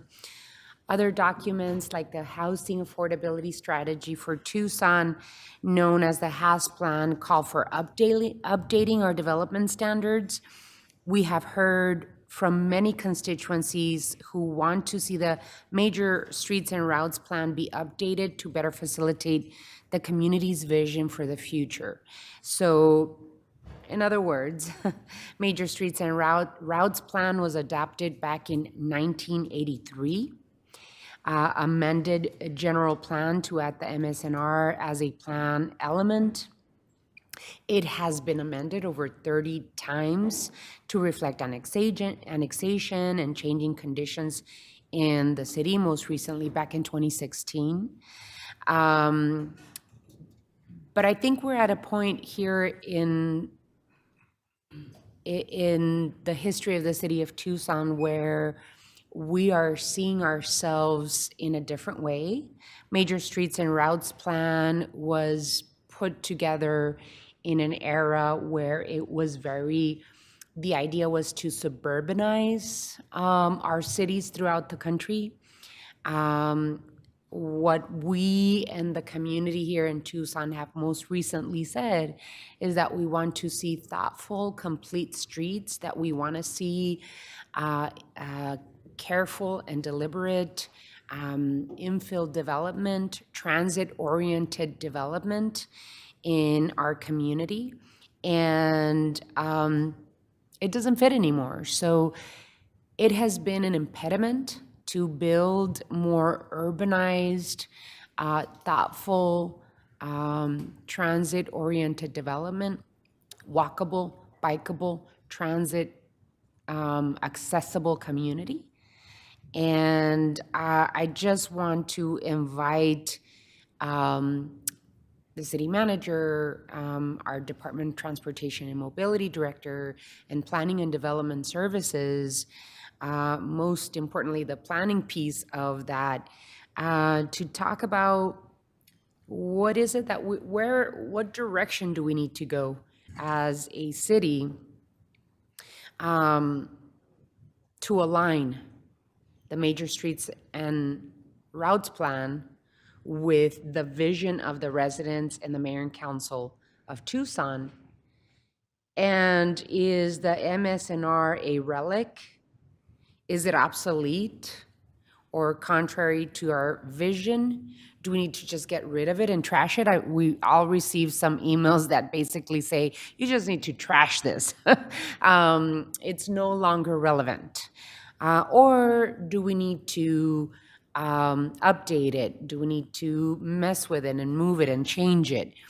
That's a question that I would like to pose to Transportation and Mobility and Planning and Development Services. I don't want to move in the direction of telling you exactly how to do it. I think our role as mayor and council is to say, hey, this is the vision, and this particular, piece of law that we have on the books is not making any sense anymore. So Council Member Santa Cruz, I don't know if you want to add to that, and hopefully what your expectation is of this particular item. Mayor, I think you looked at my notes and said everything I was going to say. Alrighty, with that, Mr. City Manager. Vice Mayor. Yeah, I'd like to piggyback on that. In your presentation, we've seen it. Really focus on the relevancy of the document. Is it still relevant? We have a complete streets document that we adopted, 2-3 years ago, that really outlines the expectations and the desires of the community for what happens outside the curb lines and the amenities that we're moving forward with. I can probably list for you 4 right off the top of my head, major transit projects that we've had to sort of weave our way around this document or work out quick fixes so that the project didn't have to go and buy excessive amounts of right-of-way that we know is never going to get expanded. So explain the utility of the document, not only as it exists now, which is minimal, and I think we all recognize that, but we're not doing these RTA-like major roadway expansions any longer. Is this a relevant document, or do we want to maybe mold the conversation about what happens outside the curb lines into the Complete Streets project that we've already passed? Into the Complete Streets plan and Plan Tucson that we've already adopted. So I'd kind of like to hear, similarly to what the mayor just said, how this even purports to be relevant any longer. So, Mayor, I appreciate the comments and the overall direction, at least of a recognition of how we can approach this. And so we might be able to save ourselves a little time.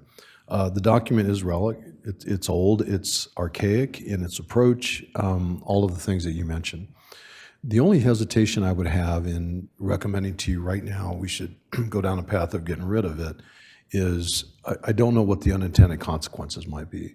And so I think that the conversation. And if you look at the materials, the process for it is the initiation of the plan change. So you do that today, basically. But then with some latitude, I think what we can do is come back to you with some recommendations before we go to the next step of having conversations with the Planning Commission, et cetera. But also keeping in mind that we do have our new Plan and Development Services Director starting here pretty quick, hopefully at the end of the month. And Christina Swallow can partner with Sam to really develop some recommendations. And we'll come back to you with some thoughts and ideas, and up to and including a total overhaul, dare I say elimination, of pieces of it. Because as you've outlined very aptly and very timely, the Complete Streets program and plan is really the effort and the clarity that we have now in infill development and all of the transit-oriented development, those conversations. So if you don't mind, I think we can short-circuit this by suggesting to you, we can come back to you. Give me a little space in terms of Christina starts at the end of the month. Give me about 60 to 90 days to at least have conversation. We'll come back to you with some recommendations on what that can look like going forward. And then we can really decide on, okay, what's the magnitude of the change? But knowing and hearing your thoughts here is really helpful in setting the stage for us to come back with recommendations.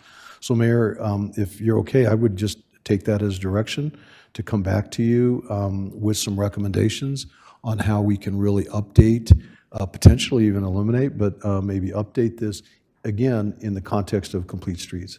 So we had a presentation. I don't know, Sam, if you still want to jump into the presentation just to make it part of the record. But with that, with the piggybacking on what we've all said, I just want to make sure that the direction is to come back with an approach that will achieve policy goals, right? So policy goals stated in Move Tucson, Tucson Resilient Together, the Housing Affordability Plan, Strategy for Tucson, the Complete Streets Policy.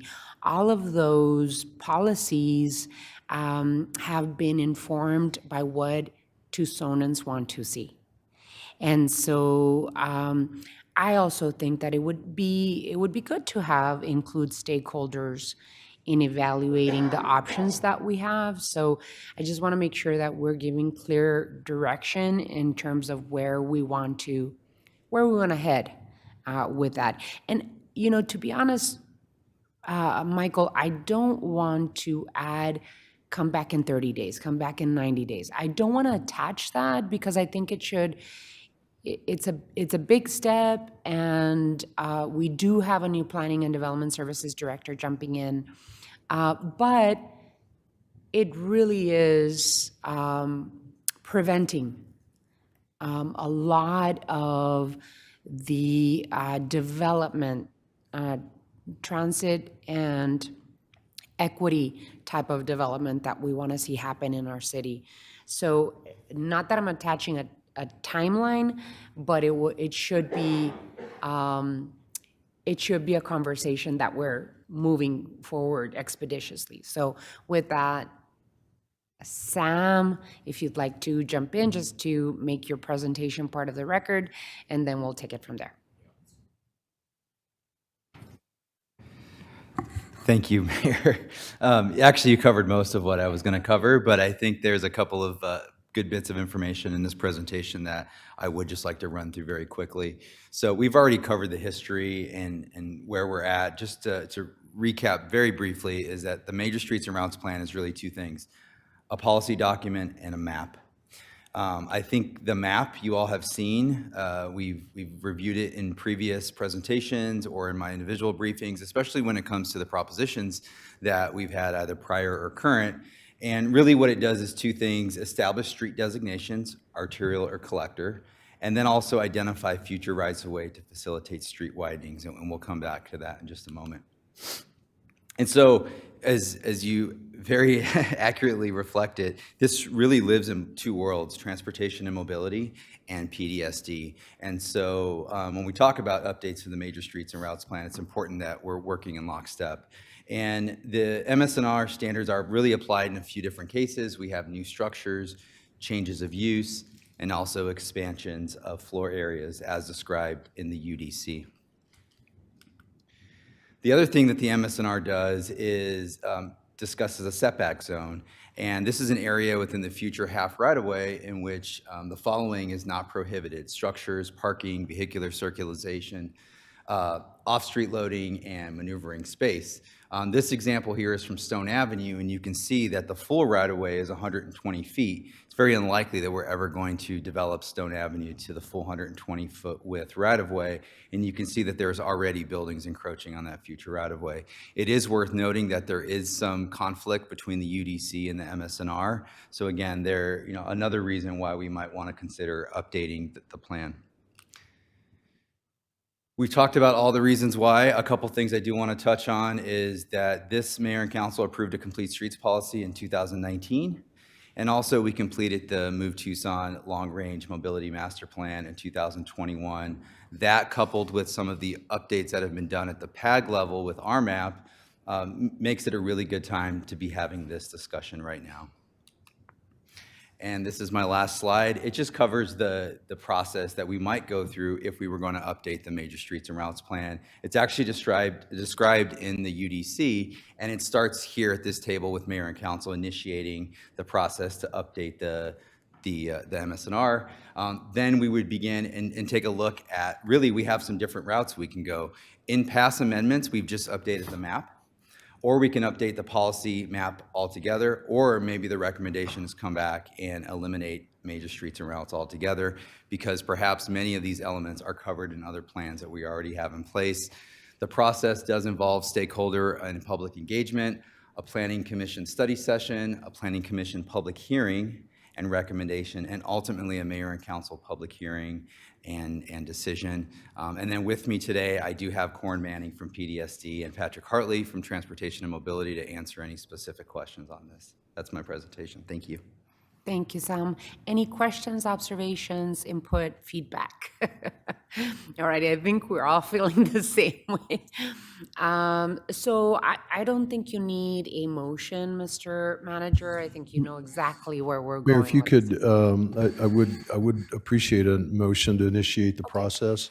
That way it's more formal, and what the process is exactly, we'll figure that out. But if we could get a motion, that So would may I be. get a motion from my colleagues to give direction to the city manager to come back with an approach and process that will achieve policy goals stated in Move Tucson, Tucson Resilient Together, and aligned with a housing affordability strategy for Tucson, as well as the complete streets goals, and which could include stakeholders in evaluating the options. So I can agree to that motion, but not yours. Because yours was to initiate the process of redoing the MSNR, I thought. That's not what the mayor just said. Right, Mayor and Vice Mayor, you're both right. Great politician here, right? So the mayor's motion is detail, but we also need to kick off the amendment process, the initiation. So I need both. I would just hate to see you start down that path of that. You pulled the last slide off the screen, but to start, whatever those 7 or 8 different steps were, if we can short circuit it by saying, wait a minute, we got to this step, we don't need the other 6 or 7 steps because we're focusing on some of the. That's why I think this direction is to come back with an approach.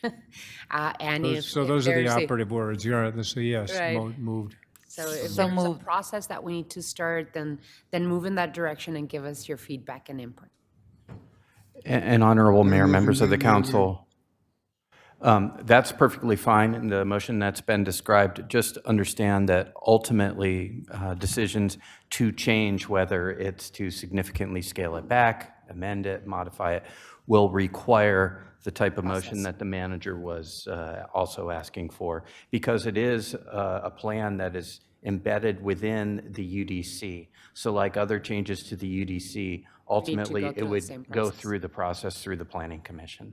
But if your comfort level at this point is just to say, come back with an approach so we know where we're headed, that's fine. Just I want you to recognize that the formal changes to the MSNR will involve that other Processes. code-required process. So how about this? I'll move the manager's recommendation with the clarifications provided by the mayor. Second. So there's a motion, a second. Any additional discussion? Okay, you get the point. I think that's what the motion is. Any further discussion? Hearing none, all those in favor of the motion, please indicate by saying aye. Aye. Aye. Aye. Any against? Motion carries. Thank you, Sam. Really appreciate the presentation and appreciate the discussion. And we will, really, it is about, the experts telling us, hey, this is where we need to go. So thank you all.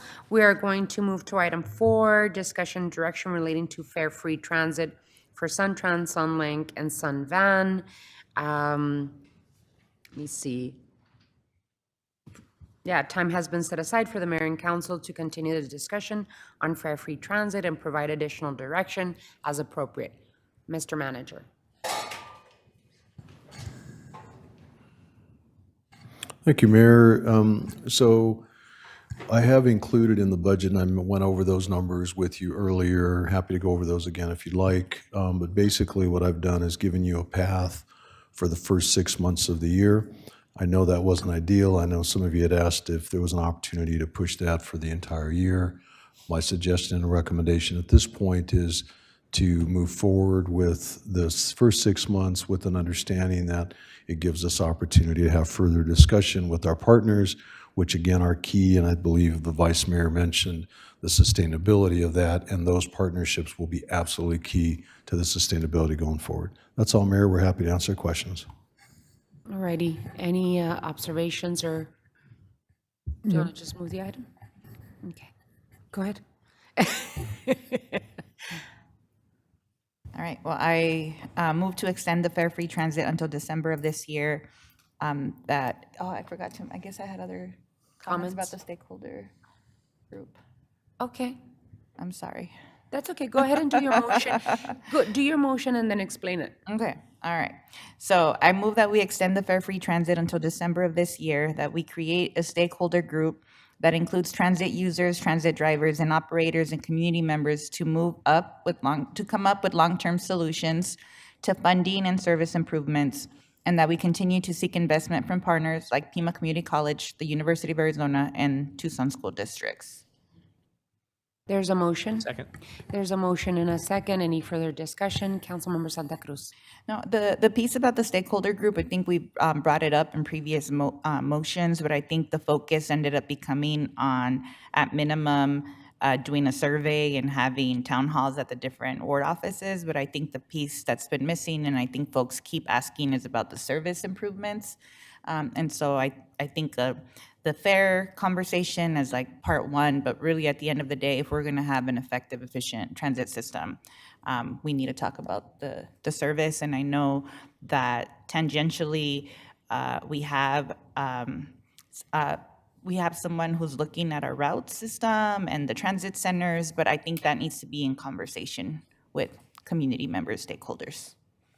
I just wanted to add to that because back in June of 2022, the original memo written by Councilmember Santa Cruz and I basically asked the city manager and the Department of Transportation and Mobility to put together this task force of stakeholders. And this time around, I think it's also inclusive of like a representative of Pima and a representative of the U of A, if that's what we feel we need, to make sure that we're coming with longer term solutions. Because to be honest, we're moving we're moving the item every 6 months. And so I think we really need to figure out what is the long-term solution. And if we don't have long-term funding options, then we need to start talking about, well, what's a fair fare? and so we just need to make sure that we do have the possible stakeholders and investors into the system, which includes U of A, Pima College, and Tucson area school districts involved, drivers, transit users, et cetera. Any other comments, input? Vice Mayor? Yeah, I'll make a comment.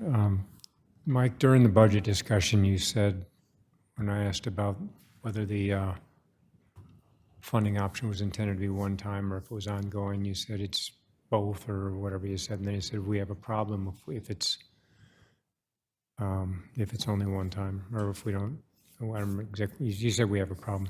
Describe, I mean, we can all do the arithmetic.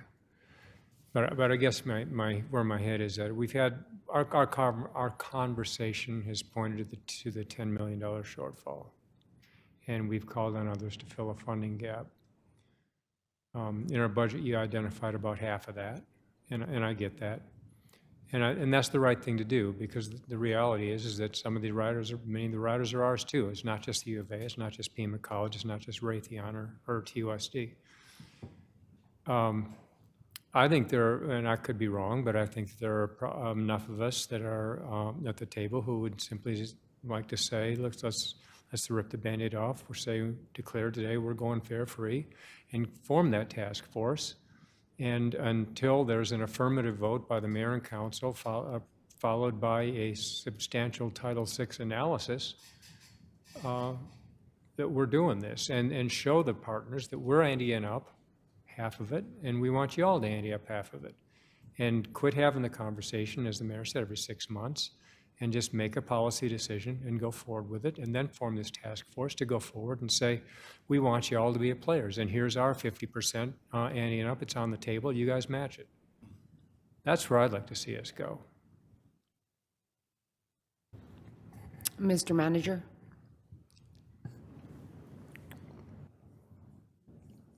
So, was that a question? No. So it was intentionally not a substitute motion because I want to hear the comments well, from the rest of the group, but we so- keep having the same conversation. I get and I it. think we all know where we want to go. So let's go through this for a minute. ahead. So if you look at the transit capital line item that was in the investment plan, I had originally allocated about $5 million annually. That's for capital. The intent, and if you remember, that came from some of the federal money to offset our losses during the pandemic. And so those dollars they are one time, okay? Now, keep in mind that that's the opportunity when we go after federal grants. That's the opportunity when we go after, electric buses and all the things that go along with that. I can see a scenario where we could identify that going forward.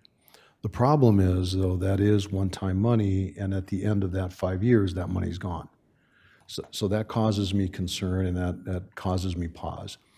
That additional $5 million for the next 5 years could fund that potential $10 million shortfall. The bigger challenge, though, is that shortfall is going to change and probably go up over time as operational costs go up. So keep in mind that the cost to operate the system and our investment in that will increase annually. So if we're looking at ripping the Band-Aid off, to use your language, Vice Mayor, and saying we're going to go, then that would be the only source that I have identified going forward. All of a sudden, that takes the flexibility out of those dollars out. Now, fast forward a conversation with some partners, and if we can get them to the table and they understand, here is the situation, what is the conversation, or what does the conversation look like if they say no? And all I've tried to do is give you the flexibility so that if they do say no, then you can rethink the strategy on how we move this forward. Now, if we want to basically say to them, we're moving in this direction, and here's where we've identified the source, what's the fallback if they do say no? And I'm not looking for an answer now, it's just something we've got to think about going forward. That's the basis for the recommendation, but I'm happy to have the discussion, and we can scrub the numbers even further in terms of the investment plan from that specific line item in the investment plan, that $5 million. Councilwoman Lee? So I appreciate the vice mayor's logic in that. I don't feel comfortable ripping the Band-Aid off yet because I feel like there's still conversations. And I feel like we're in a better position to get stakeholders to the table if we haven't made this decision. I feel like we're in a better position. But Paul, you're the negotiation guy, so I'm curious what you think about that. And with respect to the stakeholders, especially if we want to have a system where it's truly equitable and accessible, we are missing the mark in wards 4 and places in wards 5. So I want to make sure that we have that representation in the stakeholder group if we really want to build a system that everybody can access and find valuable. Councilmember Cunningham. Well, one of the first rules of negotiation is that when you're sitting across the table from someone else, they know that you're going to do what you say you're going to do. And I've said from the beginning that I want these stakeholders to come to the table and meet us where we are. And you are so fortunate that I met with the manager yesterday and we talked about this for about 35 minutes. And a lot of things have to unfold. Steve is totally right in one part of that, is that there's a bottom intention that we want to make because it's a core value of all of ours. It's a core value of all of ours that we want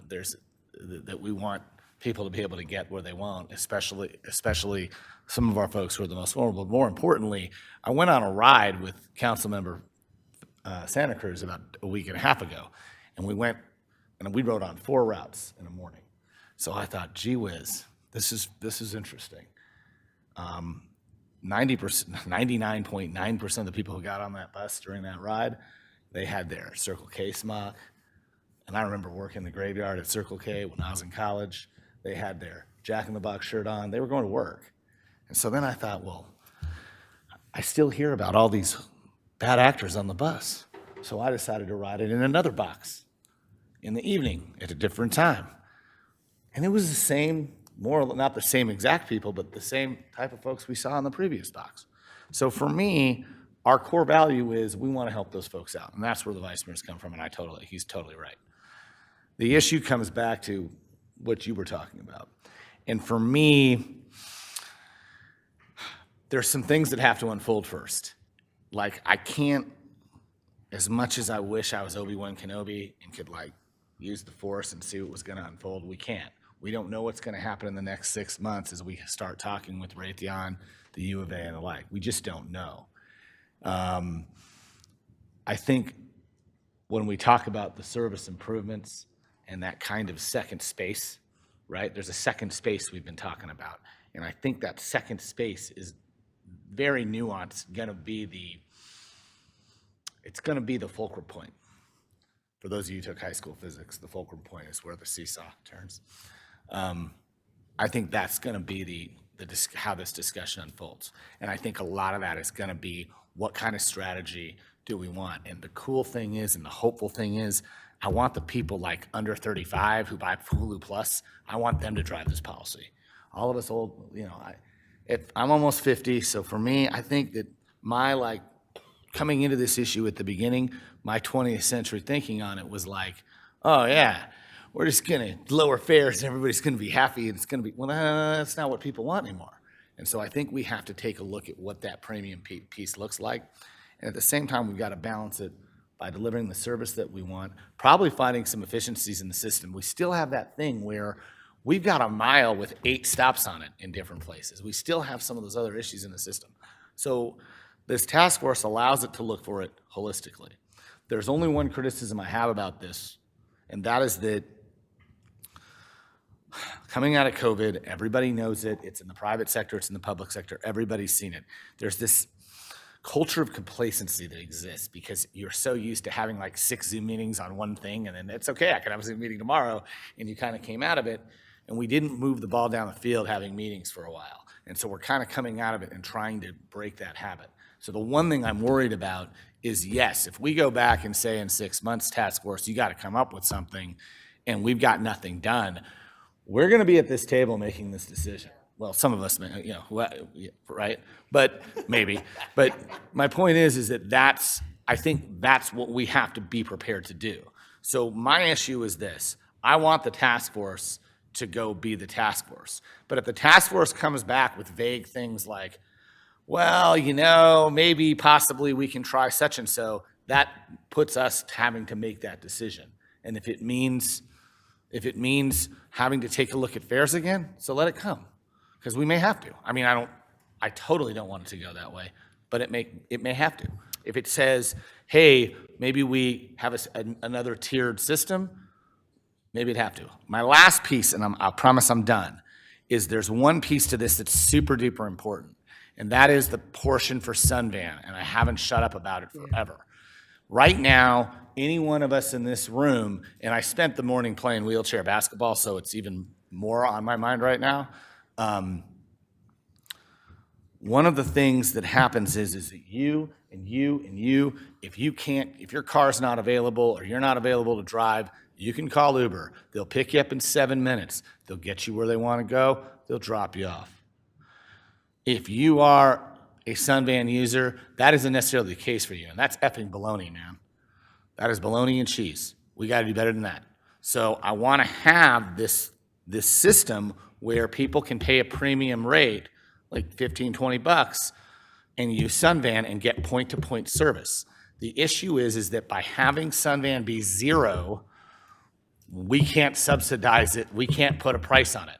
There's no multiplier. It has to be zero. So that's this one piece to that that's really tricky, and I'm challenging Sam to go with our transit partners and figure out how to either get around it or navigate through it, because that's the one piece that throws a wrench in the wheels to get this where I want to go. So sorry about the long diatribe, and I was a little all over the place, a little too much, iced tea this afternoon, but the bottom line is that it's a super complicated process, and we probably more offline should be taking a look at our strategies of what we're going to do if we don't get, if the tea leaves are blowing in the direction that we don't want them to.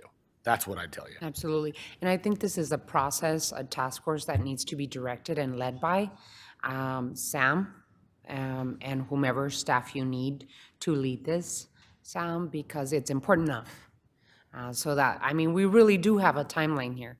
It's in the next 6 months, we need to figure out, along with stakeholders, what we want, where we want to go with the system. I know that Councilmember Santa Cruz has some remarks, and then Vice Mayor, I think you raised your hand? Yeah. Okay. All right, I wanted to, understand Steve's frustration with this, because I think we just keep coming back to the same conversation and we don't get to continue to grow from the conversation. Because I'm looking at, is this a study from the City Manager's Transit Stakeholder Advisory Group back in 2016 about alternative transit management models, which is another layer piece to the work, and that could maybe help us with some efficiencies that we have. A lot of work to do when it comes to transit. So now I'm almost even curious, because I know 6 months is when we're extending it to, but that decision needs to be made probably within 4 months. And so because there's so much, fares are just one piece of transit. Like, do we need, as a governing body, to be talking about transit more often to start to chip away at all the different pieces that encompass our transit system? Because that's what I'm hearing, that we have a lot of work to do when it comes to our Suntran. Vice Mayor? I think that a few things. First of all, I don't agree that us treading water on the decision about fares is necessary to get the other stakeholders to the table. I don't agree with that as a negotiating strategy. My approach would be, let's ante up, show them what we're willing to put in, and show them that we do have skin in the game. Now you come to the table and match it. That would be my approach. Secondly, Paul, you said what we know is, and then whatever you said. What we do know is that it is highly unlikely, highly improbable, that this body is going to announce an intention to resume fares and go through that whole Title VI outreach and go through all the public hearings that we're going to go through, and then wind up with some sort of fare structure. What we more likely know is that we're going to be at zero fares. Let's just call it.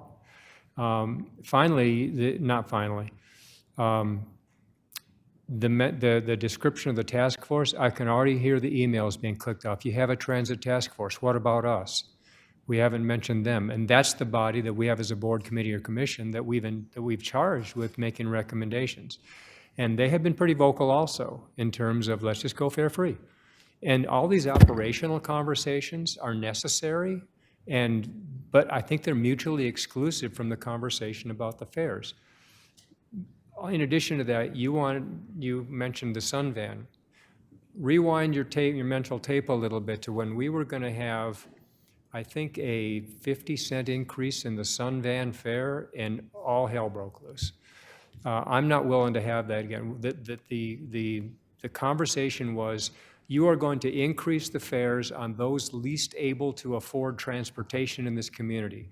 I understand that it's the highest, as a product in our product line, it's the highest cost per delivery service. It's also the people who are least able to pay for the product that we're offering them. Wait a minute. Finally, and I'm just going to throw this out there almost as a whatever. I have an employee who lives in Indonesia. She just got back, and she says that, in Indonesia, you can get on the bus and use an empty plastic water bottle as your fare, because they have such an issue with plastic reuse back there.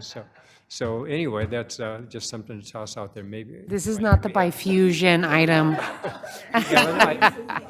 we have an item later on, but yeah. So anyway, so no, I'm swear to God, I feel as though we ought to just move this item and have those other conversations tangentially. And as I said, I want the point-to-point to be like an extra. I want to keep the fare free. I want the so I want to make that very clear if you didn't hear that part. That's what I'm saying. I want the Sunvan route to be available for free, but I want the premium piece to be available as well. And I don't know how we do that within our federal system. I don't know how. Mr. Manager, and then we'll go for a vote. And I know that you have an advisory group that is already meeting and put together, and it includes members from the Transit Task Force. So can you give us some input? Oh, Richard, you have your hand up. Yeah, Madam Mayor, I want to make sure safety for the bus drivers and for the people who work the centers. The last center, we had problems with that. We had Congressman Grijalva complaining about the center's side safety for his staff. We need to also put that into the picture. I want to see something better back before 6 months is over. And it's this item in terms of safety that we've been pushing on in terms of safety. I think a lot of the input from community members and others that talk about safety are pointing to a couple of incidents, a few incidents that they keep using as examples of not being safe. So we've talked about data, and the data doesn't prove that our transit system is unsafe. So, but still, we need to make sure that our drivers are safe, our riders are safe, our transit centers are safe, and that's something, Sam, that needs to, we need to keep our eye on the ball on that. So, Mr. Manager, did you want to give us input, and then we'll go for a vote? Sure, Mayor, thank you. So I appreciate the conversations. I think, as I was thinking about the task force, the group getting together, what's the conversation going to look like? And I don't mean to be prescriptive, but what's their input going to lead us to here? And so it was really interesting as I was thinking about, and when the Vice Mayor asked me during the budget discussion, are these one time or are they ongoing? These could all be ongoing, right? But would that be a recommendation that would come out of a task force, or would that be me just telling y'all this is ongoing, okay? So then all of a sudden the conversation shifts from, we'll call it budgetary discussion, and more about service delivery, both in terms of the efficiency of the system and what the opportunities are going forward. What does the configuration look like? What are the, just in general, the service delivery.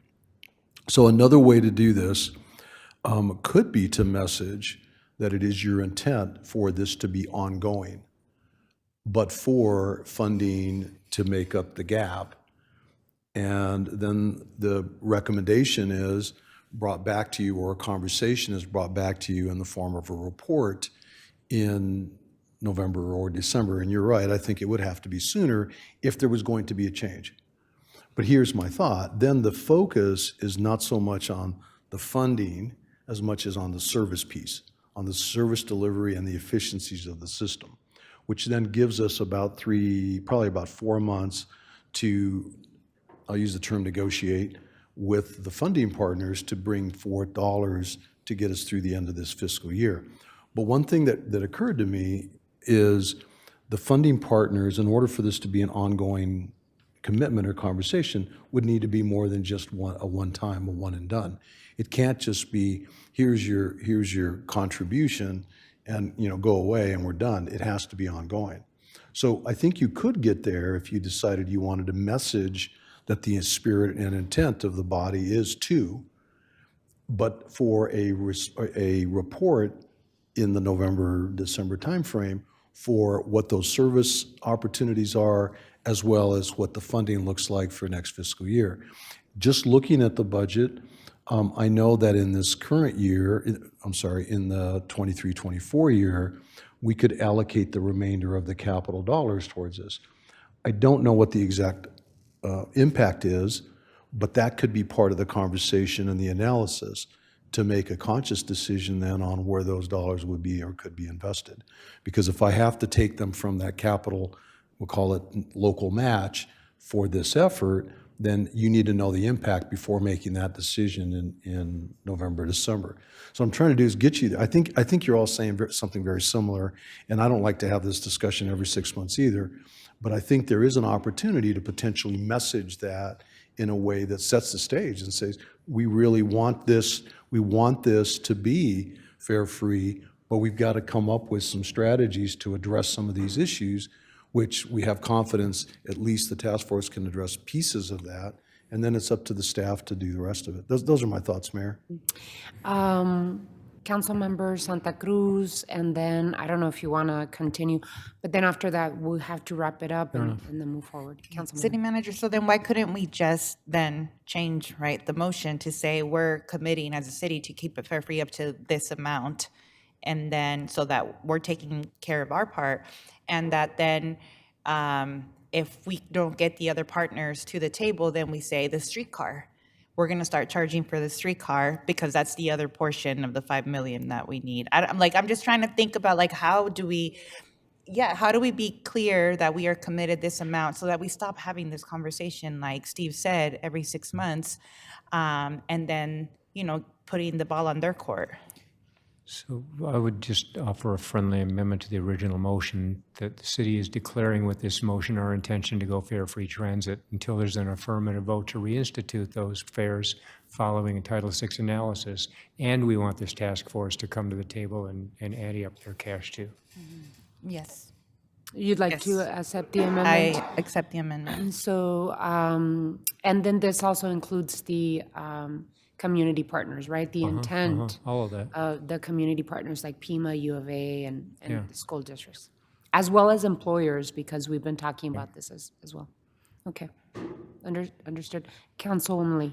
Just I don't need to get into the details of how you all are having the conversations, but I really hope they come to the table, and I really hope that they see the value, because this does make me nervous. It makes me nervous, I'll say that on the record, because of the ongoing component of this and not knowing who is going to come to the table. So the negotiation is really important to make sure that we're truly understanding the objectives of our partners and figuring out how we can support them, right? So it's not just, hey, this is what you guys should be chipping in, more of a mutually beneficial relationship. Otherwise, I'm afraid we're not going to get them to the table. And I really do want to know the impacts of us putting money here and not here, and what that's going to do to the overall plan. So, yeah.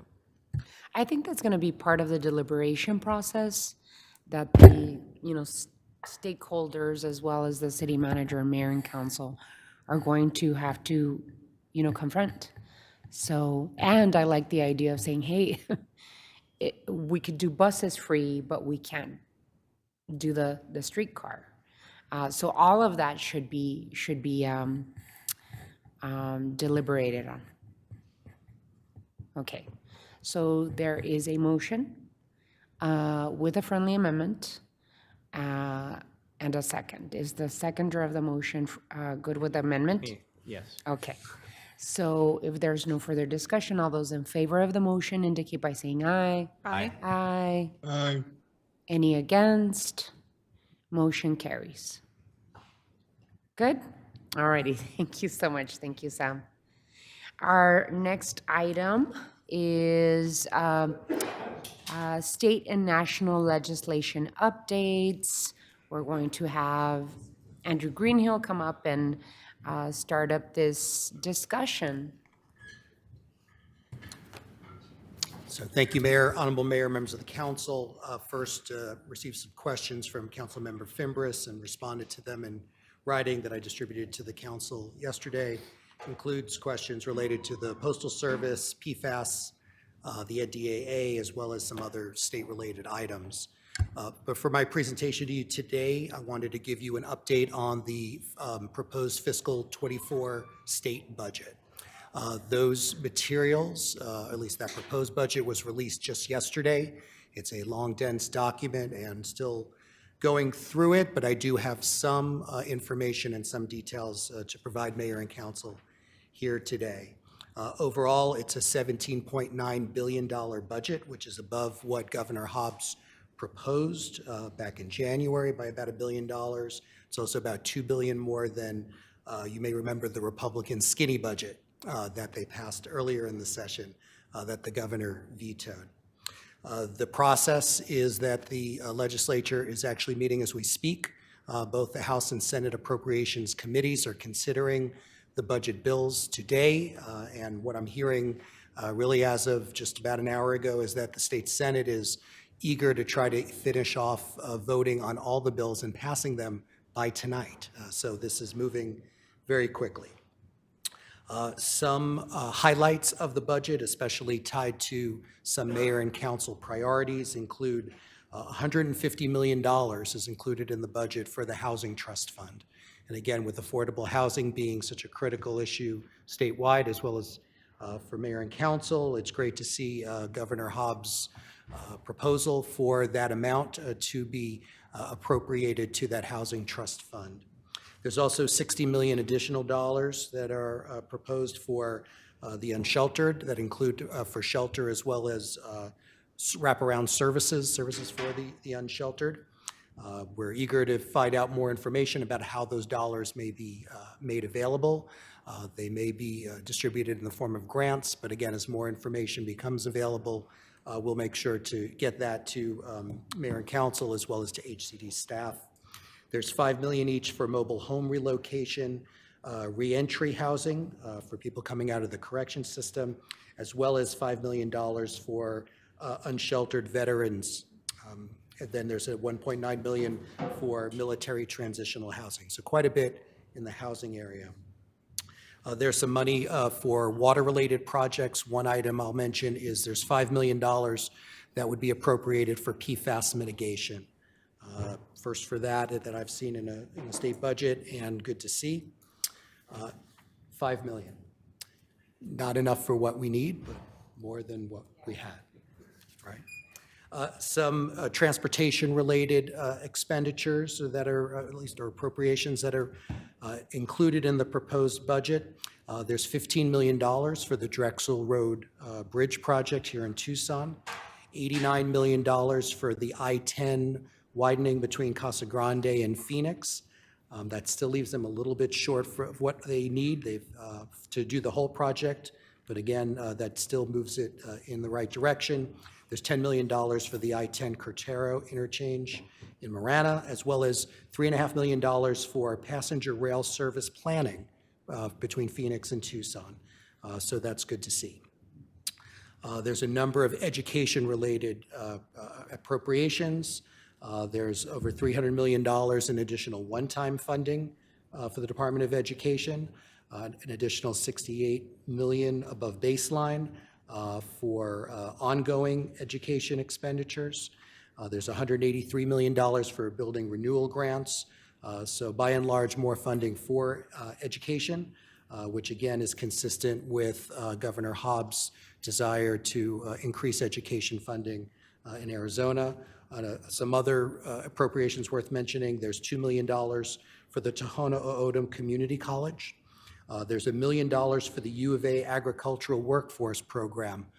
Perhaps you'll remember there was a presentation here at Mayor and Council by the Pima County Food Alliance. Councilmember Dahl invited them to come present on some of the things they're doing. There was a bill that they supported that ultimately Mayor and Council supported to provide some additional funding to the U of A co-op extension to assist in the training for those for urban agriculture, and that funding is included in the budget, as well as $16 million to the U of A for on-farm irrigation efficiency grants. And then just the last few items I'll mention in the area of public safety.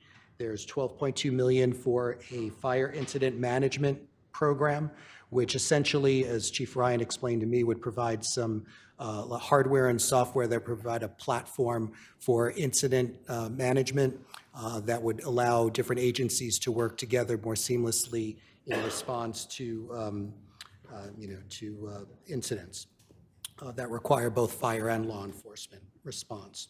There's also $1.5 million for a Tucson real-time crime center, as well as $10 million for an anti-human trafficking grants. Then the last thing I'll mention is there is an appropriation of $5 million for area agencies on aging.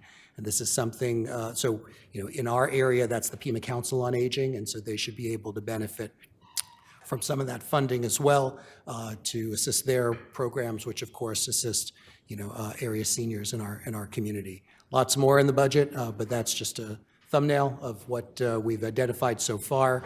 Again, there's still debates to be had, votes to be taken, so there's more, there may be more to report at some point, but that's what we know so far.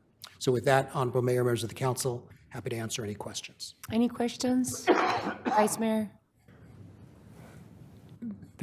Border Patrol began street releases yesterday in Naco, Douglas, and Nogales. They're busing 2 busloads of migrants to Casalitas a day and 2 busloads up to IRC in Phoenix. There was some conversation about using some of that $60 million for unsheltered to address Title 42. Do you know if they're chiseling that away or what the final allocation is going to be? Yeah, Honorable Mayor, members of the council, Vice Mayor Kozachik, I don't know where that funding may be coming from, so but I'll search for that information. Andrew, just wanted to piggyback on the question from the Vice Mayor. I did welcome the governor today at City Hall. We met with her and her staff, including her Southern Arizona director and her federal affairs director, as well as the city manager, myself, and Lane Mandel, the chief of staff to the city manager, my chief of staff, Charlene Mendoza, basically to talk about Title 42. I just want to really thank the governor for her involvement and shared commitment and support as evidenced in her visit here today. Hugged her, thanked her for coming to City Hall, and she's like, this is my 7th visit to Tucson, I just want to let you know. And I said, thank you, that's exactly what we wanted from our governor. She is really paying attention and engaging in this concern about Title 42. She does have a plan, and that plan does have details. She has several options that she can tap into, but she is involved. Her team is involved. She's involving now DEMA in the conversations that Pima County, City of Tucson, Catholic Community Services through Casalitas is having already. So DEMA jumping into the conversation is really super important because they are the logistics of possible emergency needs. I think that the City of Tucson, as always, has been focused on addressing the humanitarian needs of this. This is not a responsibility. The fallout of our broken immigration system, and I've said this every single time I have a chance to, the fallout of the broken immigration system is something that the people of Tucson and Southern Arizona have been attending to.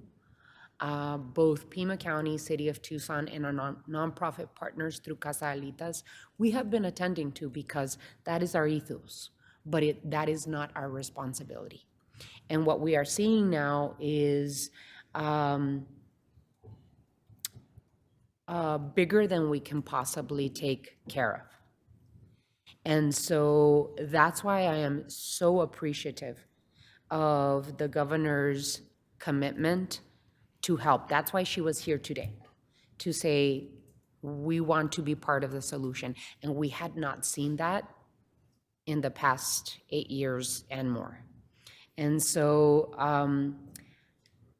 she is having, or she had a press conference at 2 p.m. today to further add details to her 5-point plan. She asked both Pima County and the City of Tucson to make comments. And just for your information, we sent Lane Mandel, who's our feet on the ground, that is our liaison, our direct liaison to Shane Clark over at Pima County, that is their logistics person. I gave her a statement to read on my behalf, and I'm going to read it to you because I just want to make sure that we make part of the record.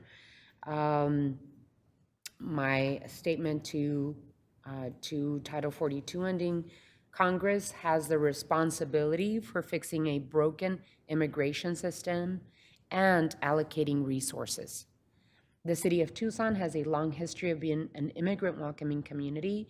I will continue to advocate for comprehensive immigration reform, which is a long-term solution for this issue.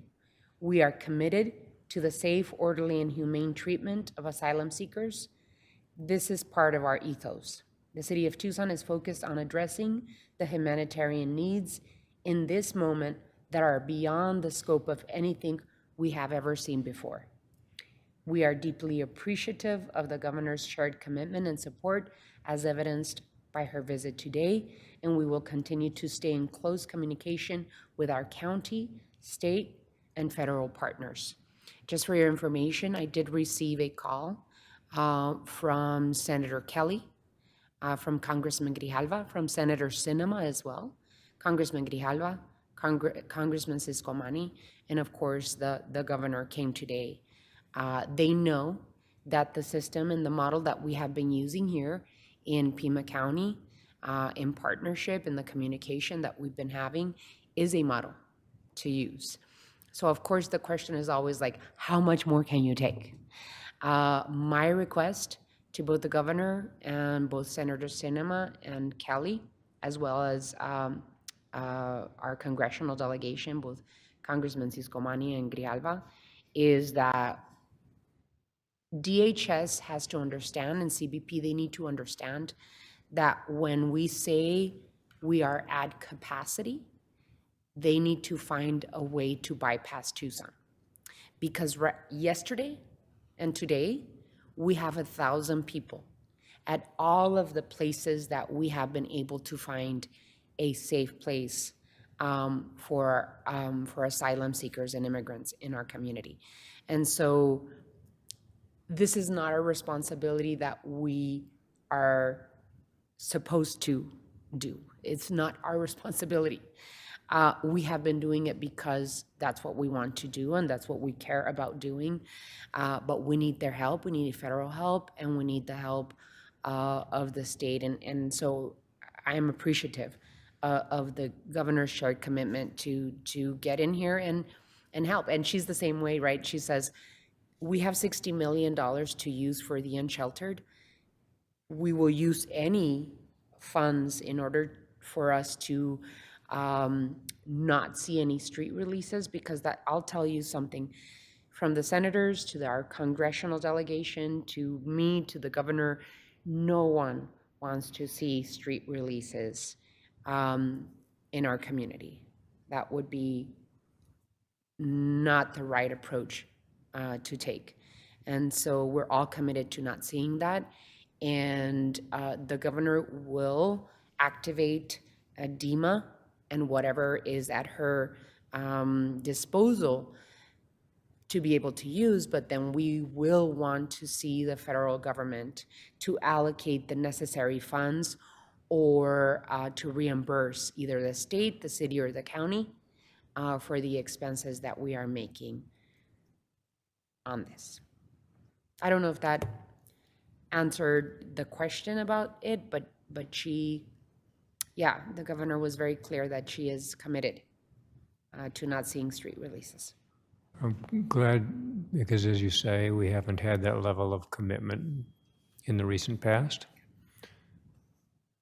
Border Patrol has always had the policy that when and if shelters are full, they're going to opt for street releases. And as I say, they began that yesterday in those 3 cities. And they're busing them to Tucson and Phoenix. So it's already on us. And Title 42 hadn't even been lifted. So all of what you said is germane and right on point. Yeah, thank you. Anything else, Andrew? Any other comments from the colleagues? Alrighty, thank you, Andrew. I really appreciate it. And on the state budget side, I just want to thank Leader Andres Cano and our delegation in the state House and Senate. All of our delegation touched base with us to ask us, what our needs are. So I just wanted to bring attention and appreciate the commitment from Leader Cano and other legislators for asking about our needs. Absolutely. Yeah. All right. Yes, absolutely. I was just curious, last time we had the conversation about the Senate Bill 1161, 1163, and HB 2536. Any updates on where those bills are at? Sure, Honorable Mayor, members of the council, Councilmember Santa Cruz. Those bills are still in the mix. They have not come to the floor of the House or Senate yet for votes. So we're waiting to see if they get scheduled for votes. Proponents of the bills held a press conference last week. They are lobbying hard to see if they can get more votes. It's a very heated conversation up at the Capitol on those bills. The one thing I'll add is that, again, with the appropriation of the $150 million for the Housing Trust Fund, the partnership that we've been talking about that we believe will be very successful in helping us increase the amount of affordable housing, we can get a lot done with that appropriation. We are still following those bills, seeing if there's amendments, but they have not been scheduled yet. And now that we're in the budget consideration process, that usually kind of takes up a lot of the oxygen, at least for a period of time. So I would expect that there probably won't be discussions on other bills until the budget is done. And then at that point, at least what I'm hearing is that whatever bills are left to be considered, that they will hear them or not, but consider those last final bills and then get close to sine die at the end of the session. Andrew, have any of them tried to address any of the just core concerns that especially the city of Tucson has with those bills, or are they just pretending like they're non-issues? So, Honorable Mayor, members of council, Councilmember Santa Cruz, so much of the focus of these bills, and again, each bill's different, and I know sometimes they're pulled together as if they're all the same, but the idea behind those bills is that the biggest barrier, or at least one of the big barriers to increasing the amount of affordable housing is local control, is zoning. And, that's not something that at least we've experienced here in Tucson, and from my discussions with other cities, other elected officials from other cities, they're not experiencing that as well.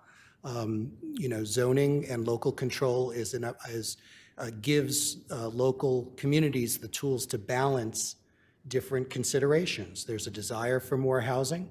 But there's also a need to integrate that housing with existing housing, with existing neighborhoods, to get that balance and quality of life that allows a community to maintain its character, as well as, make those tough decisions that are often quite complicated. So, those bills really do try to suggest that communities and local governments are those barriers, and, that doesn't ring true to us. And so what we try to do is work with those members to say, yes, there are things we can do to make, timelines, to make processes more efficient and effective, and we understand, time is money, but at the same time, there are other things that we can do to increase densities, to increase the amount of affordable housing without losing that, that critical I may component jump of in, local Andrew. control. I just want to make sure that we've been keeping an eye on these bills like a hawk.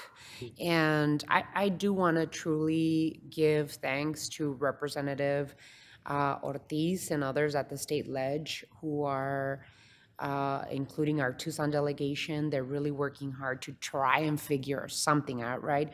One bill in particular, 1161, is being led by Representative Ortiz. That is only targeting both Tucson and Phoenix, and that would be by right zoning.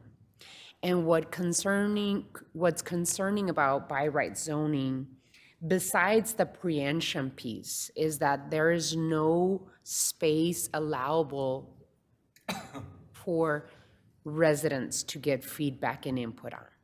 And there's also no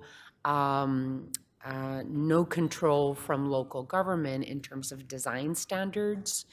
That's very concerning.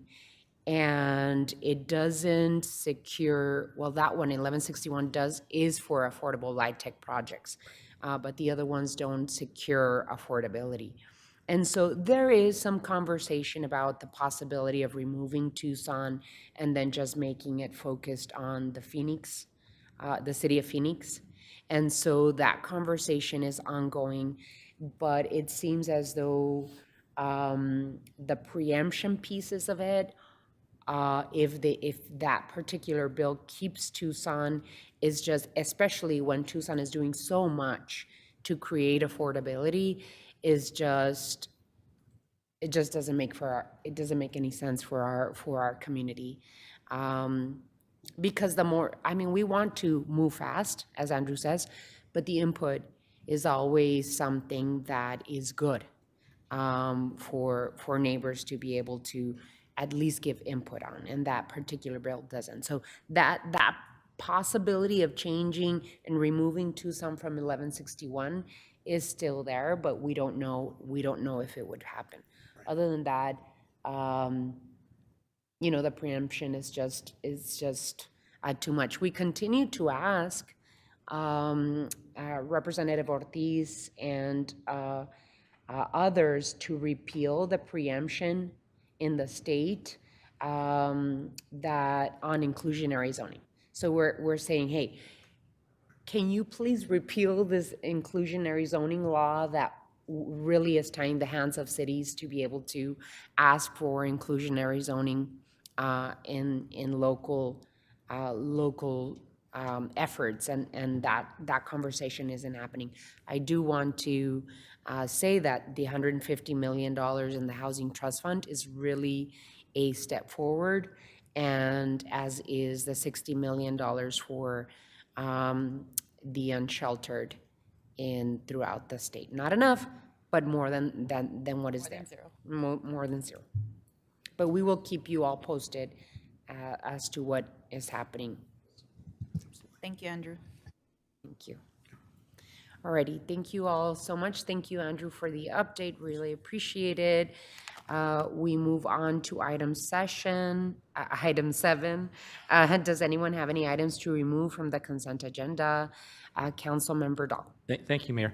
3 quick points I want to make. I'm not going to ask for these to be removed, but I wanted to make 3 points.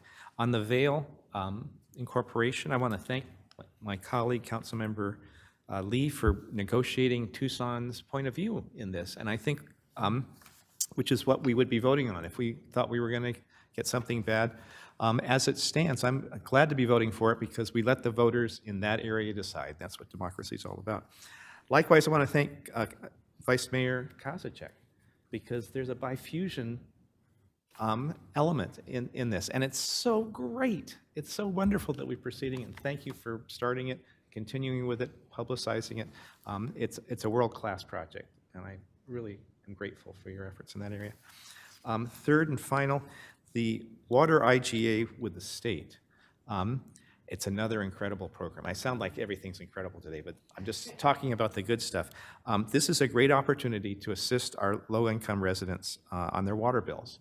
And what I understand is that this is federal money coming to us through the state, and we're the only city in Arizona that qualified and applied for it and qualified and will be getting this money to help our residents. Congratulations to everybody in Tucson Water, John Kamick, manager's office, the mayor, all of you who are involved. Thank you for that. And thank you, Mayor. Thank you, Councilmember. Any others? We move on to item 8. Does anyone have any items for future agendas at this point? Hearing none, study session is adjourned. The regular session begins at 5:30 p.m. The next study session will be Tuesday, May 23rd, 2023. Thank you.